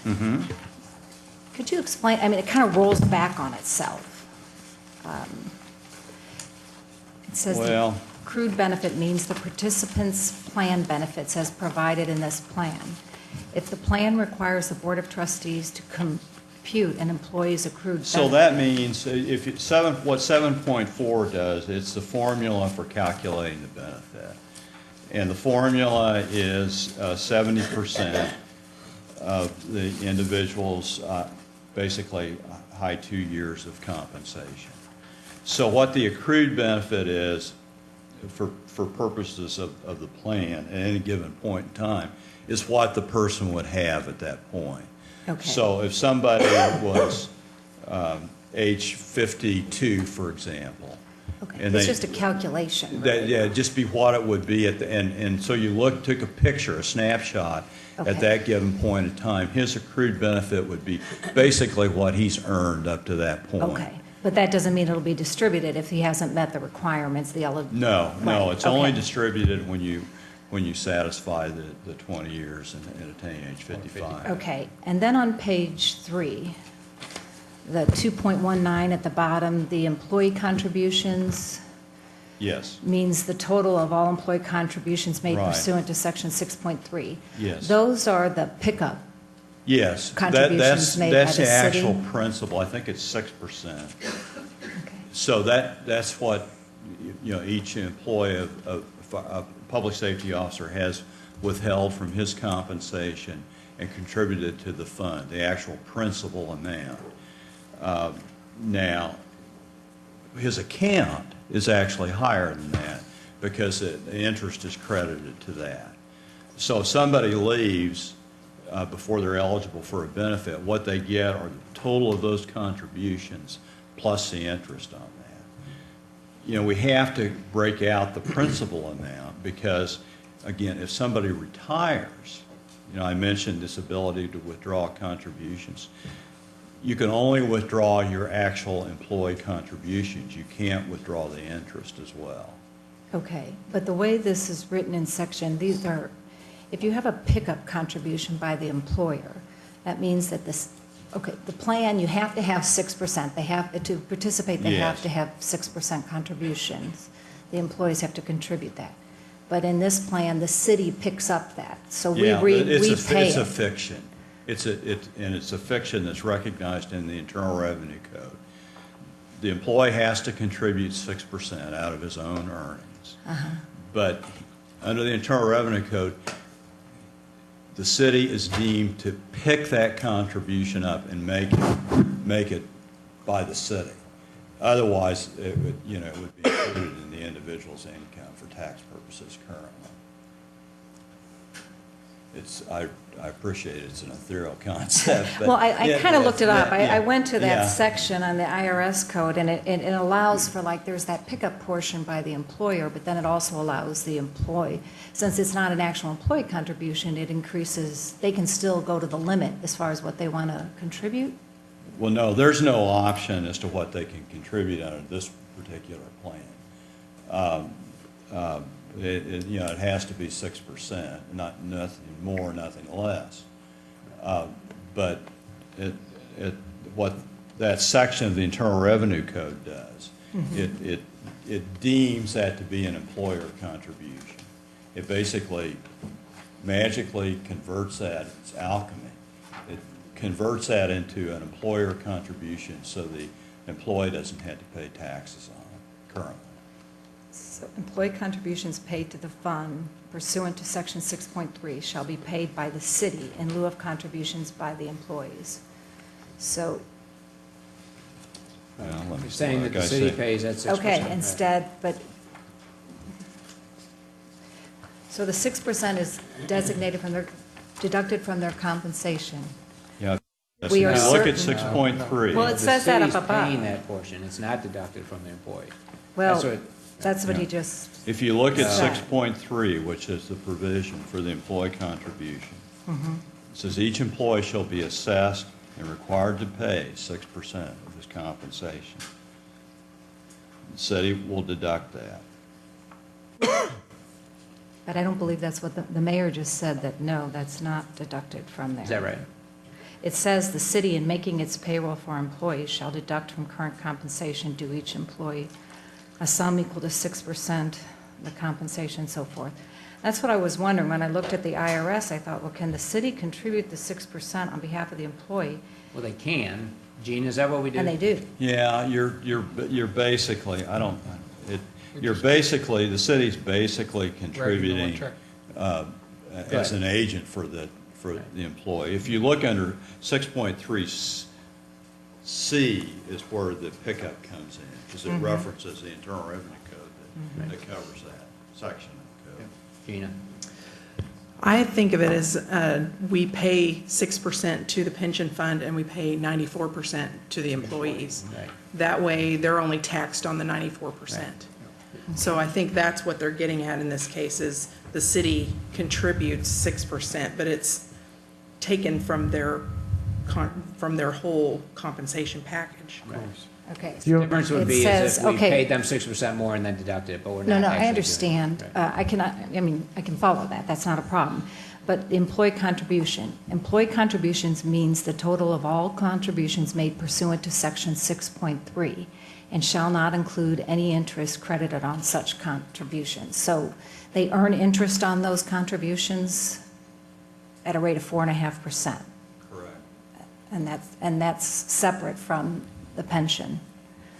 And then when this year. Well, no. Well, I mean, then there's another, I was saying that wasn't used, well, I guess it is now being used for the pension calculation too, those earnings. It goes in the entire actuarial. The only significance of the 4.5% is the only significance of the 4.5% is that when somebody leaves before they're entitled to a benefit, that interest will be paid to them. In addition to the principal amount of their contributions. And that's the only time that comes into play. So when they qualify for a pension benefit, an annuity at age 55, that 4.5% is irrelevant. Okay. And then the compensation definition thank you, Gina, with respect to any employee means the base monthly salary to which the employee is entitled under the terms of his employment with the city for service, including amounts deferred under code sections 125, 414, and 457. Now, that wasn't in the last plan. Right, because that's something we picked up, because when you're determining the amount of compensation to which somebody's entitled for purposes of calculating their 6%, you have to include the non-taxable amounts, which these are. Okay. 125 is an employee's medical premium. I don't know if the city has a medical premium pickup plan or not. They probably do. Most employers do. 414H are the contributions under this plan, which are pre-tax. 457B is the non-qualified plan that the city has. Those amounts are non-taxable as well. So you need to include those amounts for purposes of the 6% contribution and also for determining the amount of compensation somebody has when they retire. Okay. And this is So what if you just included taxable amounts. And this is what we have been doing, but we Yes, just in didn't have it written. In correct. practice, we've been doing Correct. this. Okay. And so we're not increasing the amount of the benefit. I mean, I No. know what happens in the market is another, but I mean, we're not increasing. No, not at all. Okay. And then when you said the only other thing that I had a question on,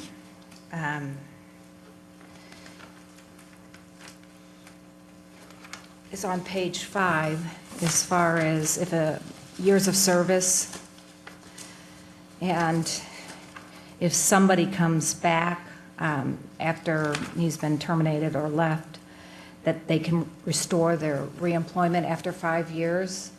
The change is if they come back as an employee, not a firefighter or a policeman.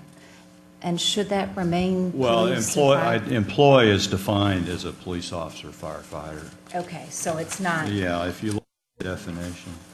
Okay. Yeah. Okay, within this plan. 2.20. It right. uses that definition. Right. Okay. It's like a gigantic puzzle, and all the pieces have to fit together. Okay, so this, in essence, nothing has, some technical things, but the calculations are what we're currently doing. Yeah, I would say that the substantive changes would be the board member appointment by the mayor. Right. Okay, and that was the only, that I wanted to discuss. I had mentioned this at my Ward 1 meeting, and one of the residents brought up the representation on the board, that it was top-heavy for public safety. I'm not sure if that's an issue or not, but that there's just, well, currently, Alderman Toohey's been attending the meetings, but he's not been able to vote because currently it's that Alderman You attended the Nguyen. last meeting too, right? Yes, Okay. Alderman Nguyen Yeah, should be. It's a public meeting, so anybody can Right, attend. Alderman Nguyen should be voting, but there's, in the proposed board, there will be the mayor, Yeah. the city treasurer, and a board of aldermen, and I was wondering if we should have two aldermen on the board. And then the fire chief, the police chief, and then a representative from each of their departments is also on the board. Well, again, I think this has been established for years. The reason we want to make the change, and I respect Lee in his position as chairman of public safety, but he just didn't feel like he had the expertise or the knowledge to participate in making those decisions for the police and firemen's pension fund. So that's why so in the past, the mayor had no, or the board of aldermen had no authority over who filled that seat. It was always the chairman of public safety. So our recommendation was that we just make it another board of aldermen member that was appointed by the mayor and ratified by the board of aldermen. I don't know that there's any need to have another alderman on that committee. Any of the changes that are made by the Police and Firemen Pensions Fund has to come here before the board for approval, and that includes benefits or and so forth. So ultimately, those things are decided here at the Board of Aldermen anyway.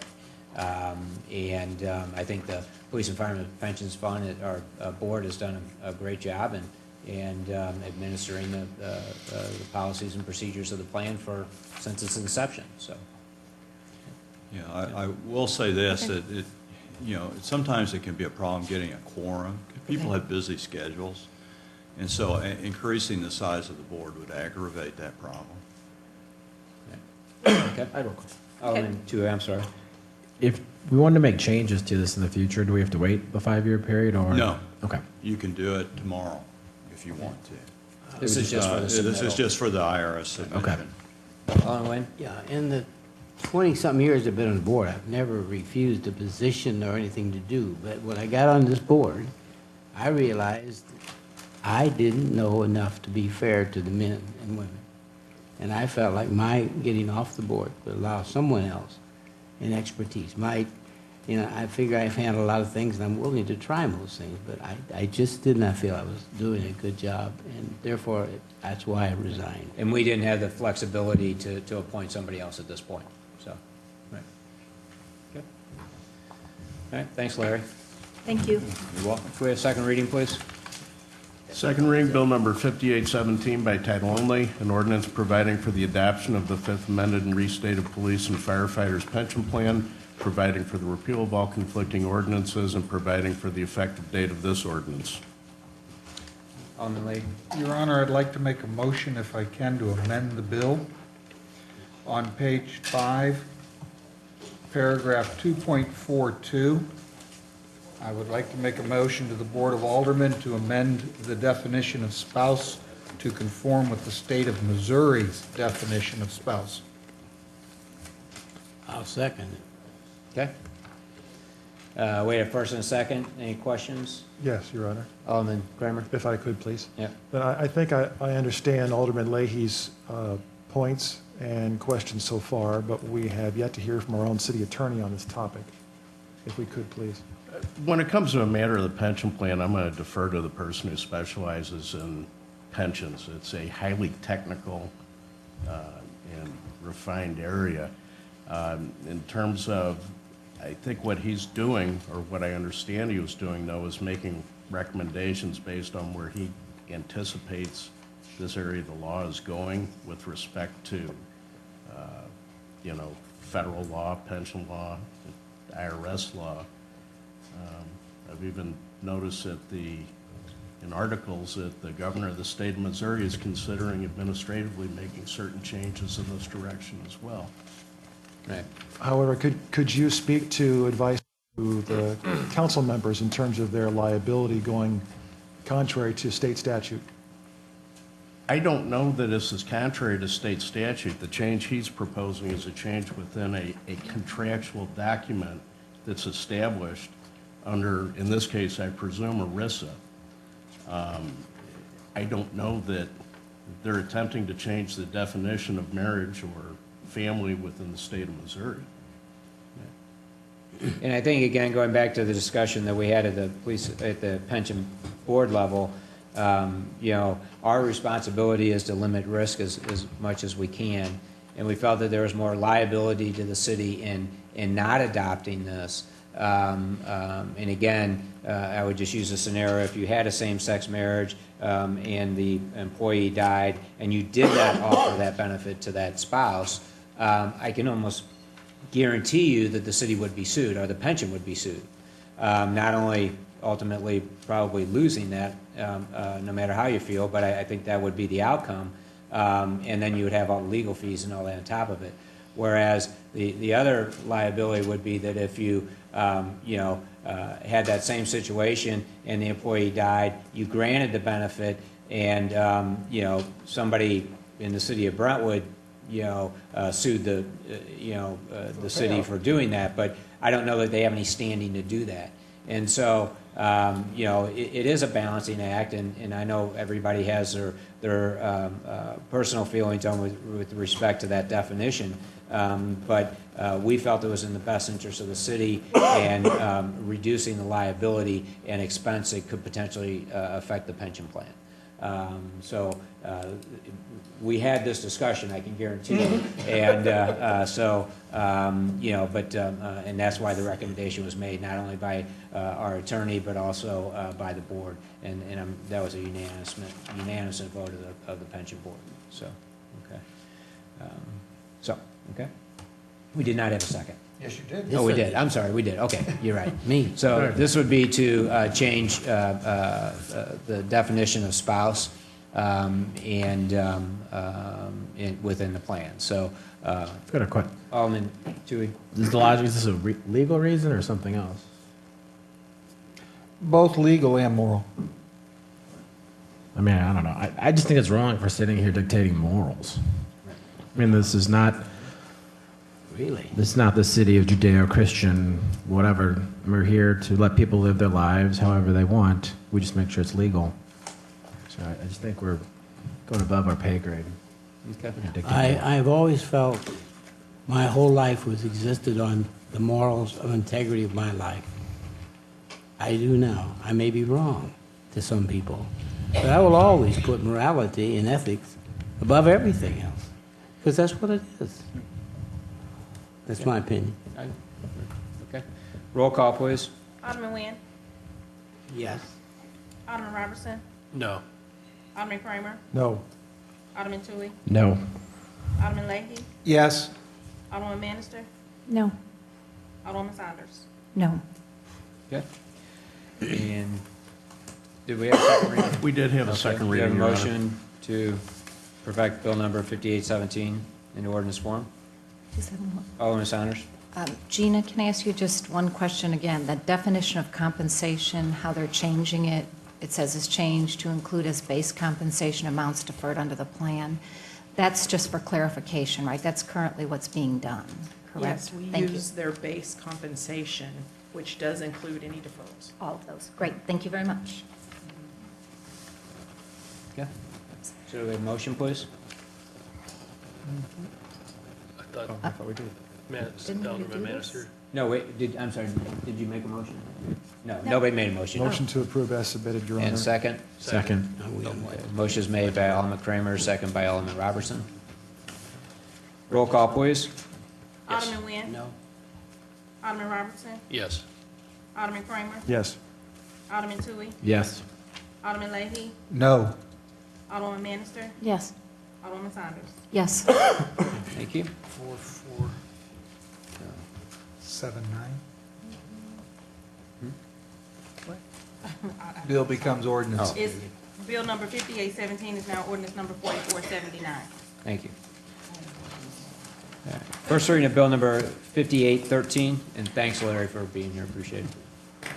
First reading of bill number 5813, please. First reading bill number 5813 by title only, an ordinance adopting the annual budget for the city of Brentwood for the calendar year 2014 and providing for the effective date of this ordinance. Synopsis, please. Yes, Your Honor, Bill 5813 adopts the 2014 annual budget apportionment for the city's fiscal year, which runs January 1 through December 31, 2014. Our Ways and Means Committee has reviewed the budget and made for it to be forwarded to the Board of Aldermen. The total revenue for the budget for all funds is $21,656,140. Total expenditures for the budget, $21,137,927. Thank you. Any questions? Alderman Leahy. Your Honor, at this time, I'd like to clarify in this bill and the budget, we are including the potential funding of renovations of the rec center. But I'd like it clear that because we pass the budget, that issue does still come before the board in an ordinance form to address the expenditures in doing the renovations to the rec center. And that it's not just because we passed the budget, that it's clearly, let's move forward and we're spent. Yeah, no, the next step is we would have to draft an ordinance to approve the issuance of the COPs, which are the certificate of participation bonds, and then have those funds in place before we could then put everything out to bid and start that process. And hopefully, that would be early January or early January that we would have that ordinance before the board. Thank you. And I believe that's $3.5 million of that total parks budget this year, right? Yep. Right. So, okay. Yes. Oh, Alderman Kramer. That's okay. Yes, Your Honor. I wanted to echo my esteemed co-alderman on the Ways and Means Committee's comments, Alderman Leahy. We did discuss this at our committee meeting more than once. It's important to recognize that the proposed budget, as in all years, is an apportioning of funds, but it's not a guaranteed expenditure of those funds. We have to set the money aside. We had a very thoughtful and very well prepared presentation by our city administrator, other members of staff. At the meeting where we decided to forward the budget to the board, I did make a comment that I was concerned, as Alderman Leahy is, about the recreation center expenditures that are proposed, approximately $450,000 a year for about 8 years, give or take an amount of money that's to be decided. And the reason for that is within the next 10 years, I can forecast the possibility that we might end up selling that building and consolidating our city somewhere else within the city, maybe even with City Hall, maybe the library, maybe with the school district. We did, Mayor, as you remember, we had a meeting with a member of the superintendent of the school district about this topic. I think that the opportunity for a partnership with the schools in the future is an exciting one and greatly possible. They're not able, as their most recent success with their bond issue took place, to do that again anytime real soon. However, were it to be possible for the city to partner up with the school district in a more comprehensive development that would show partnership, I think that might be a really sound investment for the city, and therefore spending $2 to $3 to $4 million on that building now to turn around and sell it for $3 million or so might be a challenge for us and maybe not fiscally sound. So I'm concerned, and I guess we'll debate that when that topic comes up for a vote. And as I think our city administrator put earlier in her presentation, the comprehensive plan update, I am concerned about funding for that. If we ever were to be proposed on a bill for that funding, I think that we need to make a better attempt at fully utilizing and analyzing our existing comprehensive plan that's put in place here for a few years. All that being said, my vote is yes for the budget as presented this evening. Thank you. Yeah. Second reading? Oh, I'm sorry. Alderman Saunders. I had made some recommendations at Ways and Means for areas that we should look at, but none of my fellow aldermen wanted to to entertain those ideas, so I'm not going to belabor the point. I have the, we can go back to the minutes, but basically, the health costs are increasing 9%, short-term disability, long-term disability, other benefits are increasing 3%. There's a $63 fee that's being charged for a transitioning insurance program, and this is not just per employee, but it's per participant, and the city's going to pay the entire $63. And I just feel that at some point we need to have the discussion, as is in most other cities in the business world, where employees begin sharing in some of these increasing costs. I do not subscribe to the philosophy of if you have it, you spend it. And I do believe that we need to be responsible with the residents' tax dollars. I do believe in playing at the high end and to keep employees, good employees, and we have great employees. But there's going to come a day where we need more employees, or, you know, something, God forbid, happens and we want some additional police officers. And that's not a reserve item alone, because it's an ongoing expense.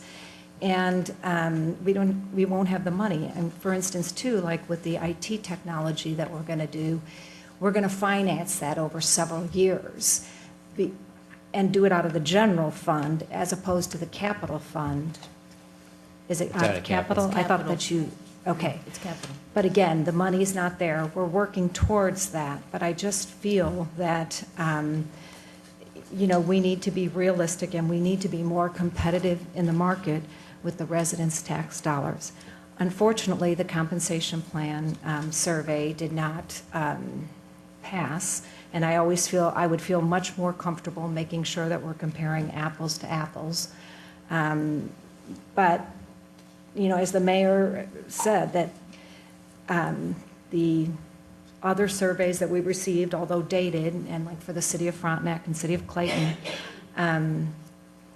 are valid, and we are the benchmark. And I guess how far above the benchmark are we going? I mean, what is our target in the market? And again, I do not subscribe to just spending it because we have it. So I do think we need to look at some of these areas. I also, the $250 per month that we pay when people retire to help with their medical premiums, already being allowed to participate in the city plan, even though they have to pay the medical premiums, is a very lucrative benefit in itself, and so is their pension, which is funded by the city. And so I think we are more than generous, and then to on top add this $250 is, I just don't think it's needed. I don't believe in going back and cutting it, but maybe this is a plan that maybe we shouldn't continue to fund in the future. So those were just some of my suggestions. And then, too, there was nothing in the budget for green space plans as far as maybe obtaining more property or a small pocket park on west of Brentwood Boulevard and north of Manchester Road. And I realize that this may be premature, but with the comprehensive plan, we can begin thinking bigger and really what we want for our city. So the fact that it's not in this budget, but maybe as we're getting out there with the 2015-16, that we start putting in things and we start working towards a vision. I always support good planning. I think you need to have a plan. I think the plan that we currently have could be much more in depth and more detailed, and I hope that that's what we get in the next plan. I'm glad it's budgeted, but at the same time, as Alderman Kramer said, we can decide if, you know, whether we want to move forward in 2014 or perhaps maybe in 2015 when we have some fresh eyes on the board, and we can update that plan and really rally behind it, and each year give a thorough update on what progress we made and give the city, the residents, a vision to shoot for. So that's it. Okay. Just one clarification, and I would like this on the record. I think it was you that said, I have a philosophy of have it, spend it, or however you phrase that. So that was your take on my opinion. I would say, though, that as I've stated in the past, I believe our employees are the city's best asset. Our responsibility is a fiduciary responsibility for the city, but it's also our ultimate responsibility to provide quality services for our residents. And I truly believe you get what you paid for. And so if you want to put those words in my mouth or go and tell people that's the way I feel, when it comes to employees, I guess I would have to agree with that. I think it's great that the city is able to give the benefits that we have for our employees. They, as well as our residents, have worked to put the city of Brentwood in a position as we go forward as one of the most financially stable communities in St. Louis County. Next year, we will have 2 more of our projects paid off. It will add anywhere pretty close to $2.5 to $3 million in new revenue to the city in sales tax alone, and as well as additional property taxes for the school district. So we've worked to get to this point, and so that we can still provide those and be competitive in the market and have good employees that not only just want to work here, but want to be long-term employees and retire from here. And again, when it comes to the employees, I think we should do our best for them, and then we know that we'll get the best from them for us and for the residents. And so that's my position. So, Alderman Sanders. Regarding the first statement where you said I put those words in your mouth, I'm pretty certain that at the last meeting I posed it as a question and you answered yes. But I will go back and listen to the tape, and I will bring it back. Well, if that's what happened, then I will correct it. And I will retract what I said, though. Do you understand? I mean, I'm not going to just put that out there. I think you made the comment, and I said, yeah. Yes, I think you answered yes. And because when it comes to the employees, that's the way I feel. okay, fair enough. But I did want to make sure that I just wasn't spreading. But you made the comment, not me. I made it as a question, and you answered yes. So. Okay. Second reading, please. Second reading, Bill number 5813 by title only, an ordinance adopting the annual budget for the city of Brentwood for the calendar year 2014 and providing for the effective date of this ordinance. Okay. Motion. Motion to approve Bill 5813 as submitted, Your Honor. And second? Second. First and second. Roll call, please. Alderman Nguyen. Yes. Alderman Robertson. Yes. Alderman Kramer. Yes. Alderman Tui. Yes. Alderman Leahy. Yes. Alderwoman Bannister. Yes. Alderwoman Saunders. No. Bill number Okay. 5813 is now ordinance number 4480. Okay. And just one more time, I'd like to reiterate and thanks Bola and Gina and the rest of the administrative staff that really, and department heads, the entire city, for working together to put the budget together this year. It takes a lot of work, it takes a lot of preparation, and I think you did a great job. Thank you. Your Honor, First, I'll second that. I do appreciate the extra effort from the staff, not only in educating, but also pulling all the numbers together. great, thank you. First reading of bill number 5814. First reading, Bill number 5814 by title only, an ordinance authorizing the mayor and/or city administrator to enter into and execute an agreement with K&K Supply and providing for the effective date of this ordinance. Okay.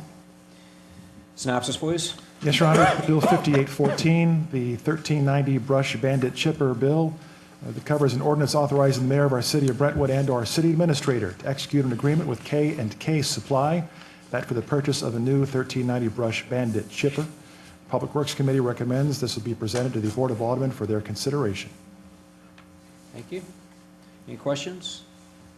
Second reading, please. Second reading, Bill number 5814 by title only, an ordinance authorizing the mayor and/or city administrator to enter into and execute an agreement with K&K Supply and providing for the effective date of this ordinance.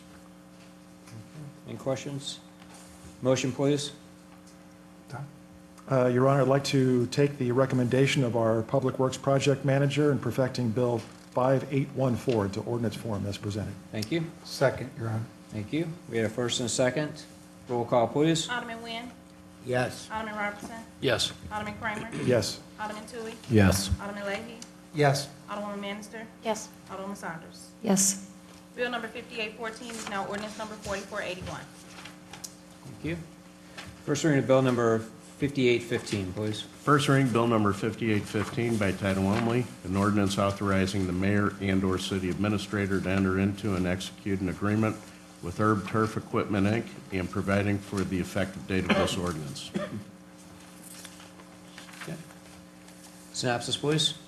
Yes, Your Honor. Bill 5815 for the sand bunker cart, the bunker field rake and field groomer. Bills for an ordinance covering the aforementioned topic for the mayor or city administrator for the city of Brentwood to enter into an agreement with ERB Turf Equipment Incorporated for that to purchase the sand bunker cart as proposed, consisting of a bunker field rake and field groomer. Public Works Committee once again recommends this be presented to the Board of Aldermen for their consideration this evening. Okay. Thank you. Any questions?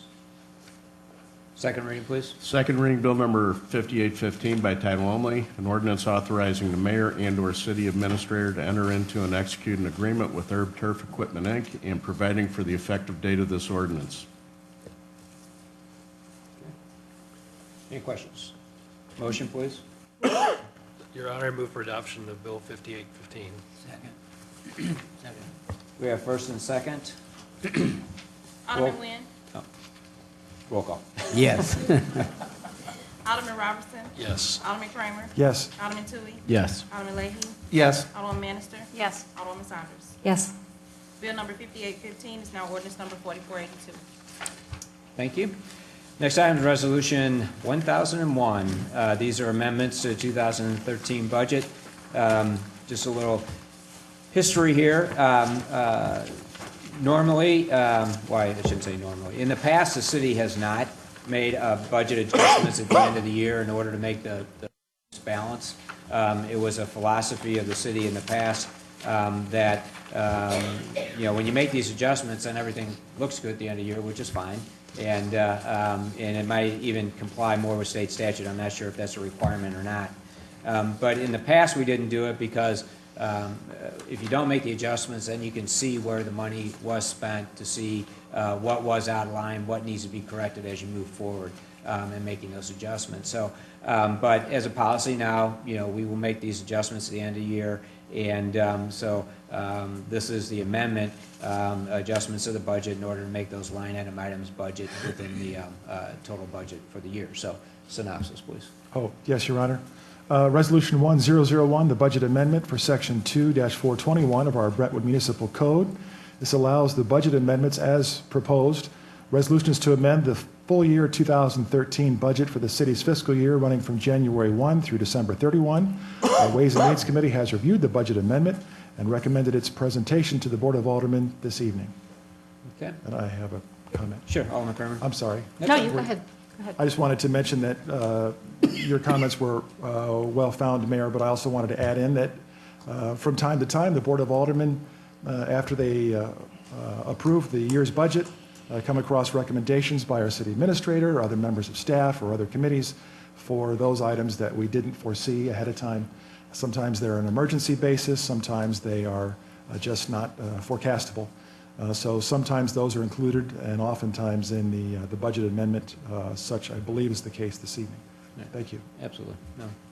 Alderman Saunders. And I just had made one suggestion at Ways and Means. I would prefer that as we go over an item, that the budget amendment come to us as it's happening, because really the philosophy is that you should find the money, if you spend too much, you're supposed to find the additional money by cutting in out other areas.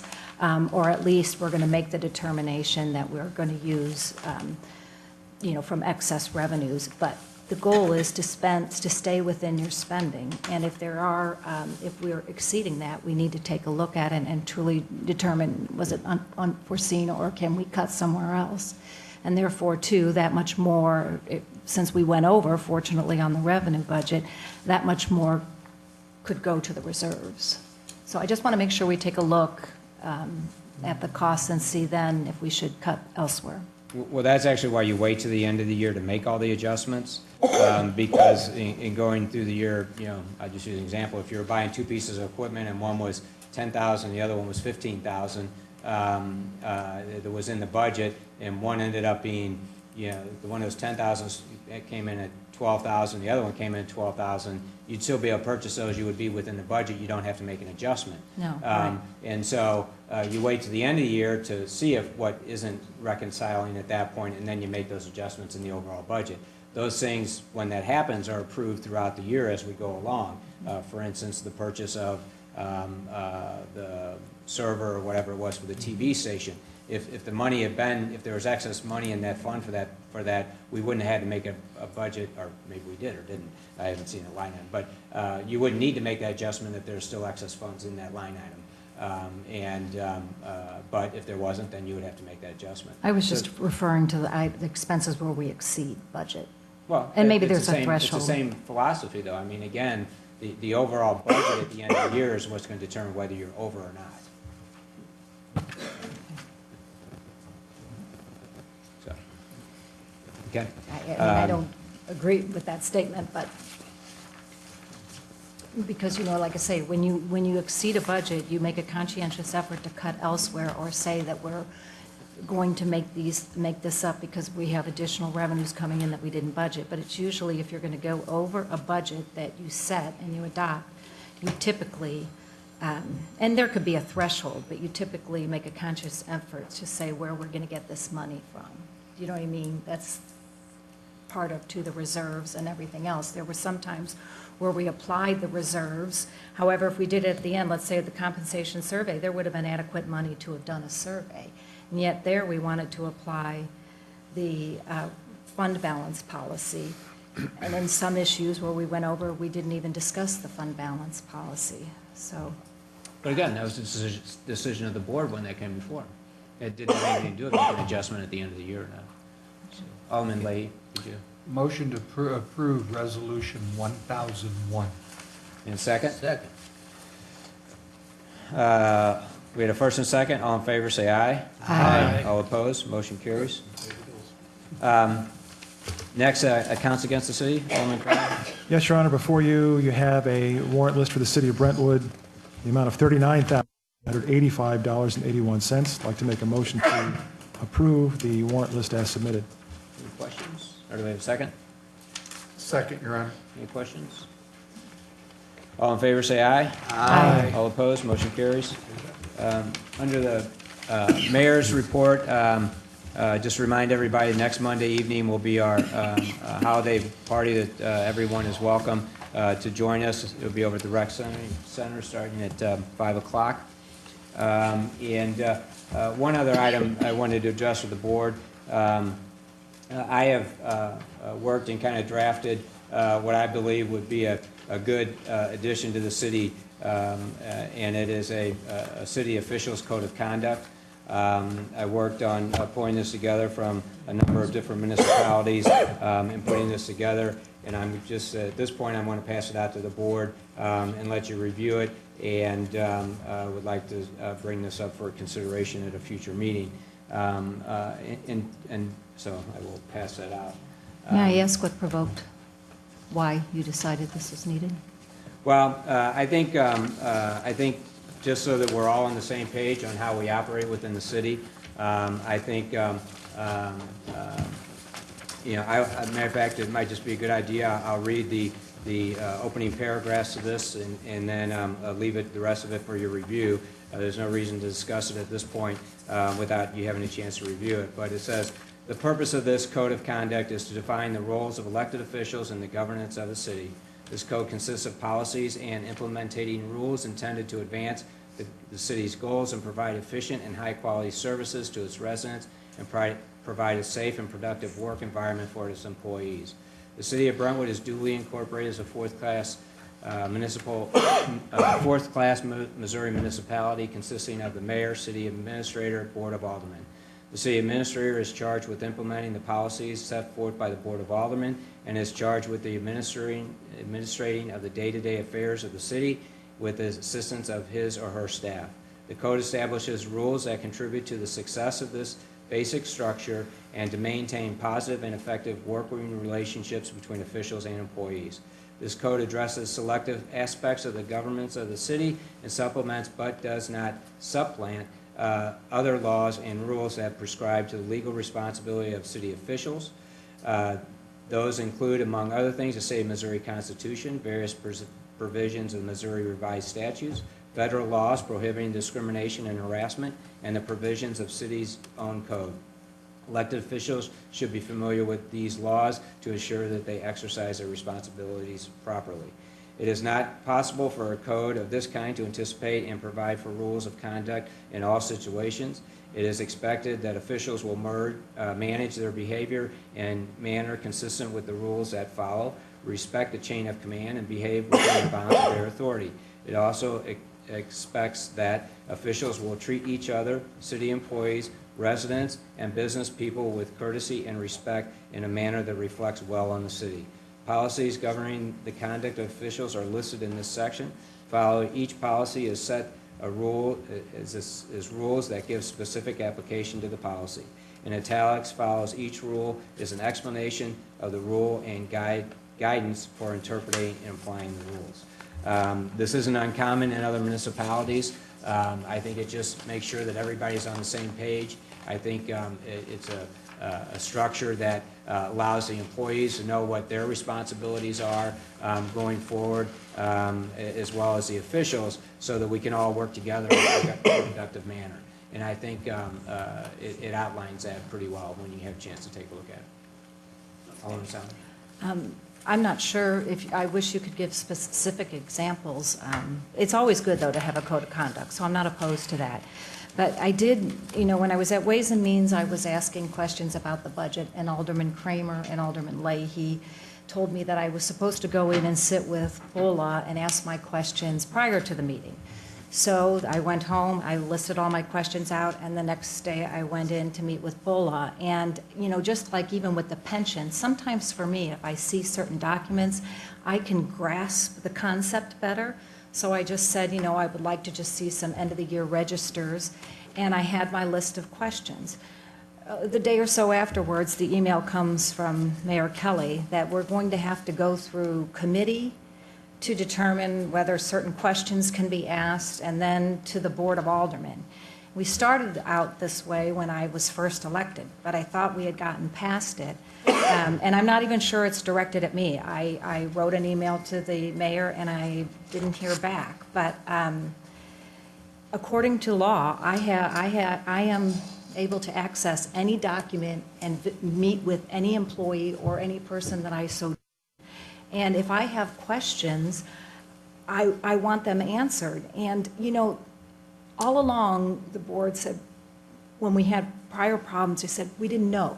We didn't know we were supposed to do that. We didn't know. Well, I'm asking the questions to prevent a lot of things, or for no misunderstandings. It helps each other out, just as in this year, we missed carrying forward the cost of the state audit, and therefore we understated the budget. I mean, that has significant impacts. So when we ask questions, it provides better results, and I don't understand why this is coming forward, just this in and of itself. Is there also how code of conduct for how employees should treat the residents and the elected officials and so forth? Or is this just what you decided to highlight? Well, I think we have a personnel policy that deals with employees if they're acting above their means or treating a resident poorly, or a Board of Aldermen member. That can be addressed by their department head or by the board. And so, I think, again, I think maybe some of the confusion is, I guess, you have a right to have anything you want and everything you want. But as a board, we're elected as a governing body. We're not elected as individual people. There's nothing wrong with asking questions, but I think there is something wrong with officials directing individual employees to do specific jobs, to create specific reports, circumventing the chain of command that the department head or the city administrator doesn't even know that those requests are made. in here it's outlined what and this policy still is in place until the board tells me to change it. The email I sent out to all the city staff and sent to the Board of Aldermen a few weeks ago was that if a city official asks a city employee to perform a task or outside of their daily activities, they're to take that task to their immediate supervisor, and then that supervisor or department head is to take that to the city administrator, who then will take it to the board or the appropriate subcommittee for approval. It's just a process that we need to go through so that we all know that we're working on the same page. In here it outlines that, you know, if you have a question or you want something drafted, then, you know, those can be asked and talked about at a subcommittee level or here at the Board of Aldermen, and that can be decided by the board as a whole or a committee whether that's appropriate or needed. And if an alderman, you know, wants to be asked for information on their own, again, it's outlined in here, and this is not unusual for the other municipalities. That elected official needs to submit a sunshine request just like anybody else and pay for that. Oh my gosh, you got to be kidding me. A sunshine law request? Again. Okay, first of all, I would expect if I asked for something, I'd get a courteous reply from the employee saying this is going to take XX and X number of days, and I don't think you realize, you know, the amount of work that's involved. I spoke with Bola later, and some things that I just think are so fundamental. Our software system must be so dated that we can't just pull off a report. It's scary to me. And the questions that I asked, I get scolded at the committee level for not going and meeting with staff and asking for the questions. I come to this level and I get scolded for dragging on the meeting, and I should have already asked those questions. It's a no-win situation. There's just a no-win situation. And I do not have to put in sunshine law requests. I can ask attorneys. It's unfortunate. I have to go to the attorney's office to view legal documents that you paid for. No. And the state auditor report, it was taken out. But those documents should be here. They should be at my access so that when I'm going to vote on something, if I need to understand it, I should be able to review the document. If everybody else is comfortable with their summary or they have no questions, that's fine. I'm not asking them to do the same. But I can do my due diligence in my manner. But none of the questions I asked, other than I think one, was outrageous. Even the Hayes thing, it came as a bid selection. I wish you could hear the tape from Ways and Means. I said, where are the bids? There was a memo saying that they all were, that the ones that they presented were the lowest and that we were just going to go ahead and adopt them. I had to keep clarifying, is this a bid selection? Then we had to go over the definition of Hayes. I said, simply want to see what Hayes produced. We paid 20 or I don't know how many thousand of dollars to contract with them. I want to see the documents before forwarding, you know, any recommendation as far as the bid selection. That in itself turned out to be a huge ordeal because I would not be able to understand the information that Hayes gave to the city. I did not ask Bola to do a memo or a summary, but that was her interpretation that I could not understand. I said I will look at it at City Hall. I don't need a copy. I won't leave with it. I just want to review it. That's the kind of responses I get. I am not trying to create more work, but it's a moving target. I don't know how to get questions answered. And there's always another roadblock. And you think we're moving ahead. No, I think we are. Well, and the discrimination suit you have is unbelievable, especially with someone that's dissenting. Do you want to clarify what discrimination suit that was? No, I'm just saying. Your Honor, I think... Is that the one that you threatened to file against the Board of Aldermen at the end of last meeting? No, I just said that I believe I have a heck of a suit. I haven't threatened. I haven't filed it. Okay. I'm just trying to clarify. Nope. Didn't say that I have one. Didn't say. I'm just... Okay, so this code of conduct would apply to the entire Board of Aldermen and the elected officials, myself as well. And again, I have it here for your review, and I hope we can take some action. But what I've directed city staff and the city administrator to do with those requests at this point is in place. I have the authority to do that as mayor right now, unless the board wants to override me right now. But until we make a decision on this, I think we need to keep that in place. I would just like you to restate your comment as far as elected officials and making requests for sunshine law and paying. Well, that's in here. That's not right now. But what was your comment towards that? That, Well, read it. It's in here. okay. Okay, yeah. Again, we need to act as a board together. We're not always going to agree with each other. And at a committee level, if an issue is discussed or a report is talked about and the board decides it isn't something that they need, and yet somebody still wants the staff to do that, then they're acting on their own. They're not acting as within the confines of an overseeing body of the city. And so I think that's where these guidelines came from, and I think if you take a look at them, a lot of them make sense. And again, this isn't something that's unusual. It's in a lot of cities have these. So you can take it personally if you want, but I think it puts everybody on the same page, encourages us to work together and come to solutions and keep the city moving forward. So. I am fine with the code of conduct. I have no problem with that. I don't think that you should dictate how someone does their due diligence. Well, But that can be discussed at another time. I don't want to get But into it. I But just let me want to just give an ask- example. For instance, Excuse me. wait, I would have the floor. No, you didn't ask for the floor.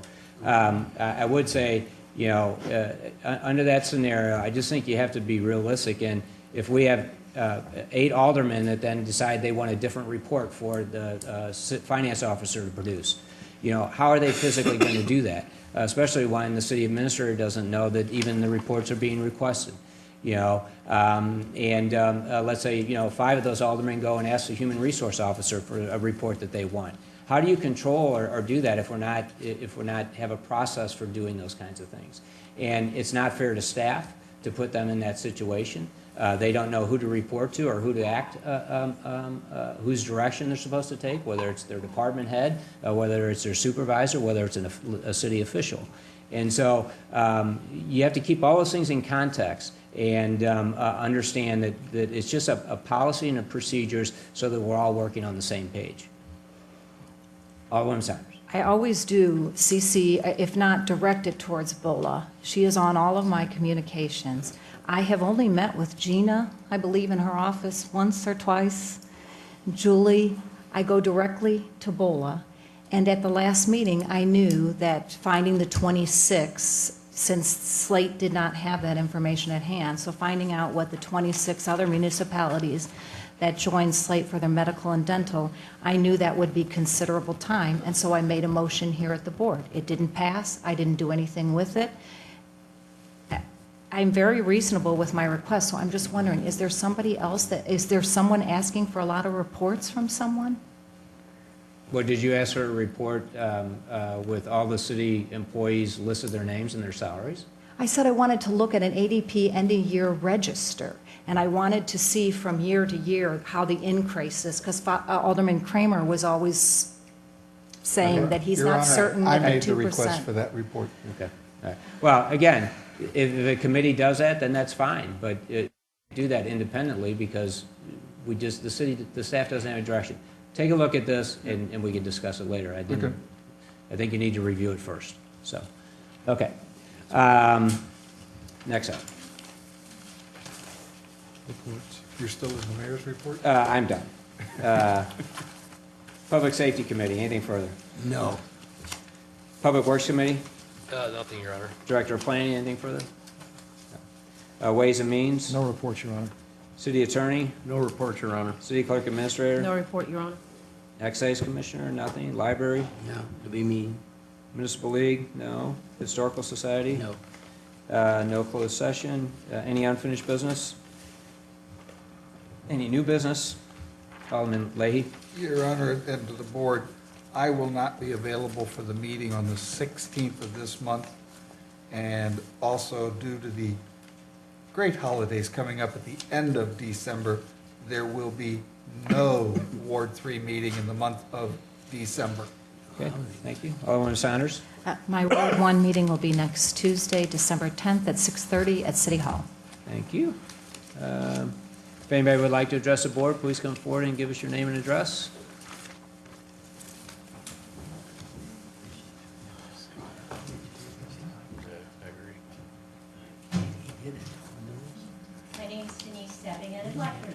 Please. I'm sorry. Thank you. First of all, I'd like to say that I understand the best defense is a good offense, and I feel like that's what's happened here today in a couple of ways. First of all, directed at me personally, I asked you specifically what our recourse would be if the watering bowl noise continued. I specifically asked you what has been done at PDI, if they've done anything, and if I could get an update. And I specifically asked if we could revisit the ordinance. I got no answer to that. Instead, what I got was some comments that were erroneous regarding my husband. First of all, let me clarify, since you started the conversation, 3 years ago, or over 3 years ago, my husband was arrested. But the two people that made the complaint against him were Alexa McGrath and Chris Imar. And all of those charges were dropped. He was not required to go to anger management. Coincidentally, those charges were all dropped the March before the mayoral race where you ran again for mayor. And it was found out a couple of months later that Chris Imar was not even the city administrator at the time. So had we gone to court, you can check with Mike Shelton, had we gone to court, it would have had to come out public knowledge that he had been terminated or resigned because he was stealing from the city. So when you start making those allegations, I think you ought to clarify what had happened, and you better get the facts straight. Because first of all, that would have come out before the mayoral race. We always wondered about the timing on that.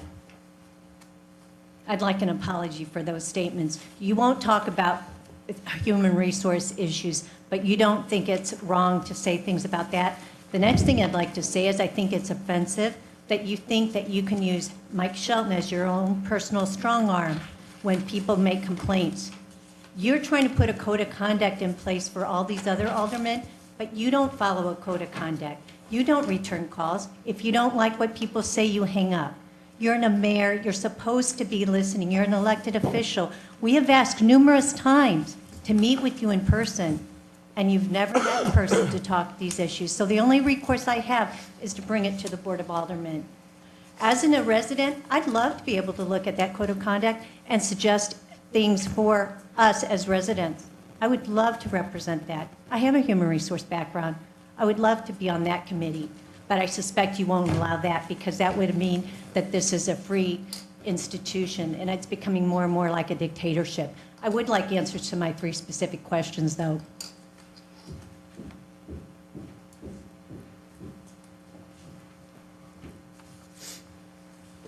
Susan Ryan, Pine Avenue. I'd like to thank you for reminding this board of the separation of church and state. And second, I asked more than a year ago that there be a code of conduct and an ethics statement developed for the city, but not only for just the elected officials. I think the commissions should be included in that as well. It is. Thank you. Clearly, we still have a whole lot of hostility that we're all trying to work out. Clearly, we all want the best for Brentwood. And sometimes I think we need to step back and try to be as civil as we can to each other. But morals and ethics do not have anything to do with the church. And I would appreciate if we consider that. Okay. Thank you.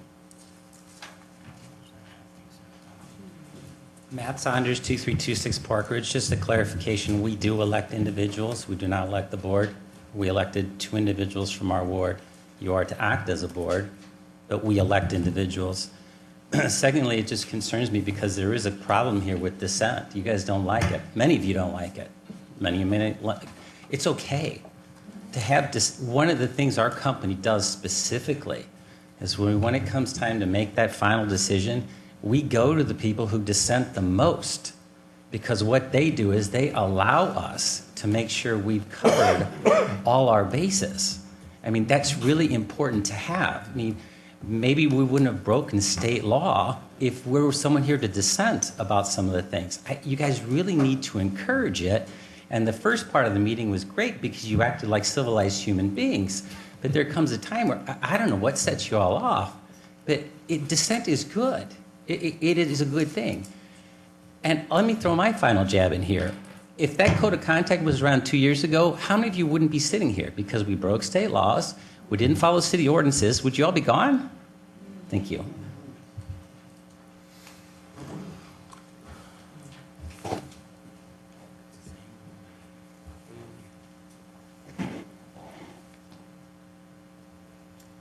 Karen Smith Harrison, just to add on to a few comments that have been made.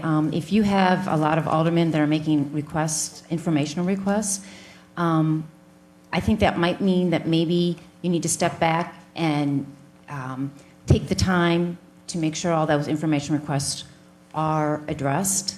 It's not a problem when people ask questions, ask for data, ask for information. If we would have had that the last 10 years, we would not have had the embarrassment that we have had starting in 2010 with the embezzlement, the overtime pay, credit cards being used by all the different employees, all those different things that came up. If people had been asking questions, asking for data, and asking for reports, I don't think we would have had the situation that we had. It might slow things down. You might not be able to zip through things so fast and do first and second readings in the same night. You might have to step back, get some more information, pull the information together in a document that's coherent, that people can understand, having all of the documents together in one place. I've never worked for an organization that didn't. If I worked for an organization and the leadership that had to make that decision didn't have all the information that they needed, or there was a lot of questions coming forward, they would have put that on hold until they got the information. You would never ask a leader of a key stakeholder decision maker to make decisions without the information that they needed. If somebody has questions, it's the staff's job to get those answers, to make them feel comfortable with the decision they're going to have to make. I just think I do not understand where some of that is coming, with resistance for your Board of Aldermen to be asking the staff for questions. If you want to collate them, if BOLA gets 3 requests from aldermen and they're all similar, she could put something out and say, look, I got 3 of you asking for this kind of information. Can I get you the information like this? A, B, and C. Can I get this kind of a timeline? And we can put that response out there for them and let them respond, but not to provide them with information is wrong. That's how we got in the situation where we were. And I also agree with the comment that was made earlier. They always say your best customer is the one that's the most vocal, the most outrageous in their demands, because they make you a better organization. They make you stronger. As tough and as hard as it is to listen to those customer complaints, you are a better organization because you've found a weakness in your organization, and they help you get it better. They help you make it better. And I wish we could embrace the fact that people are asking questions, or maybe they don't agree with, everything that everyone else on the board thinks. If there's 1 or 2 people that don't hold that same position, instead of blackballing them or, I think we've gotten better with not calling names, but instead of making that uncomfortable for them, I think it would be wonderful if we could embrace that, because I think we would be a stronger city. Thank you.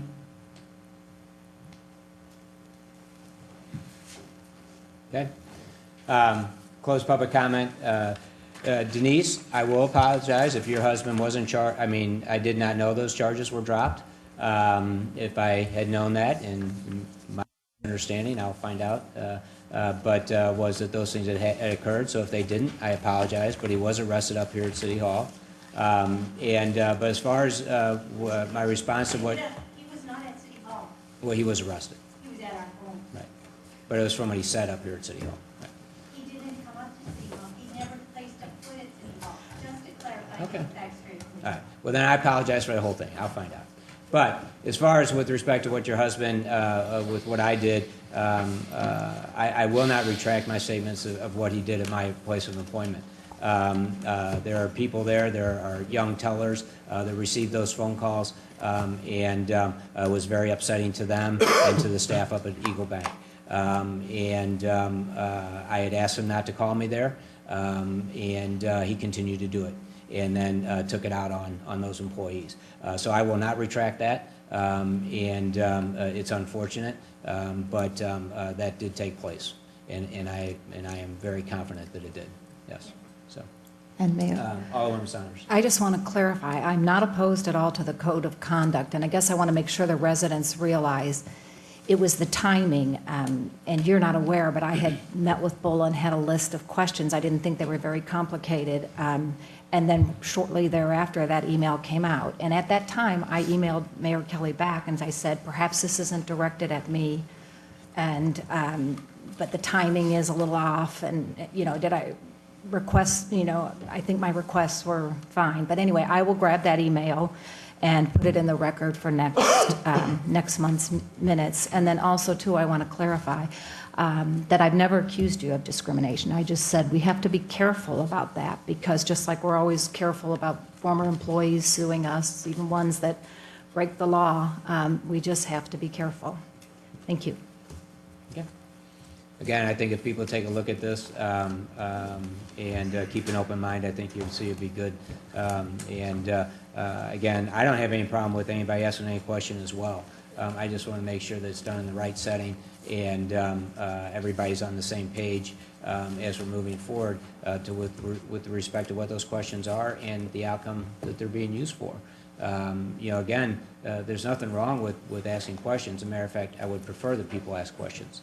But you know, we just have to have a process so that we're all on the same page as we do that. So You've tolerated mine for 12 years.